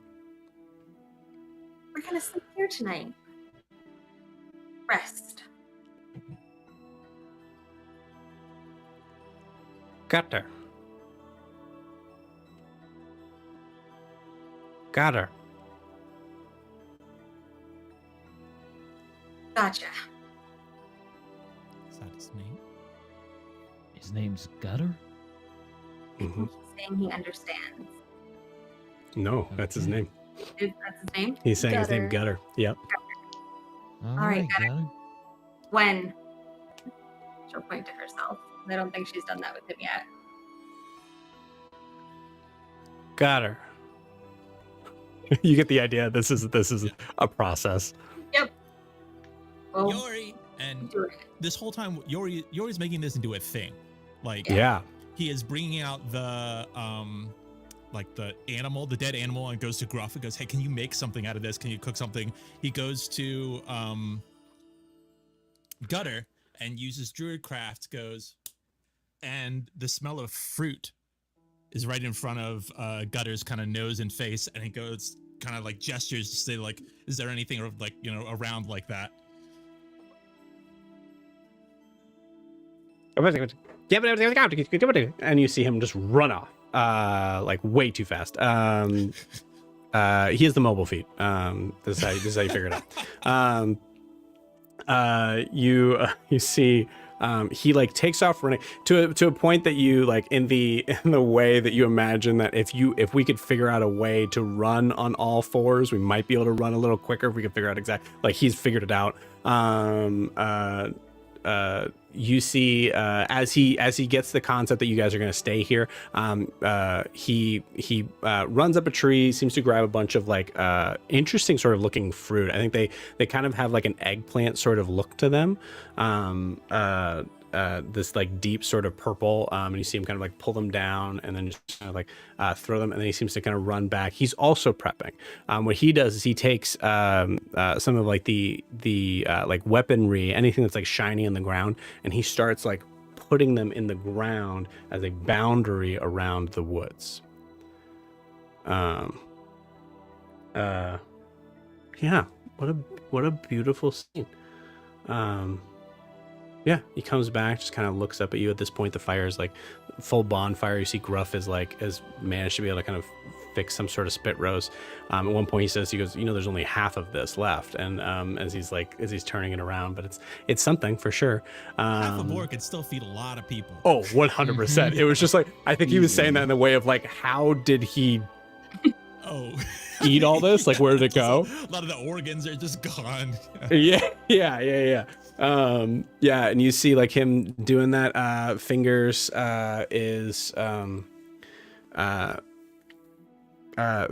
is finding a piece of gold on the ground and is trying to pick it up. That takes up most of his time. Eventually he finally gets it into his hook and then puts it in a pocket that has a significant hole in it, and it just drops right through, and he goes and finds it again and does the same thing over and over again. He's happy. He's fine. He's finding so much gold right now. And it's a really beautiful night, and I think that's kind of where we end it, with the look and expression of I think Yori and Gutter sharing a moment, looking at each other as you see these big sort of like yellowy eyes looking at you, and you can see the fire kind of reflected in them, and you see there's tears, and he doesn't seem to like. I think you get the idea, like he doesn't seem to even understand what those are for. But there's that moment where I think you just share that. And Yor, do you say anything to Gutter at this moment?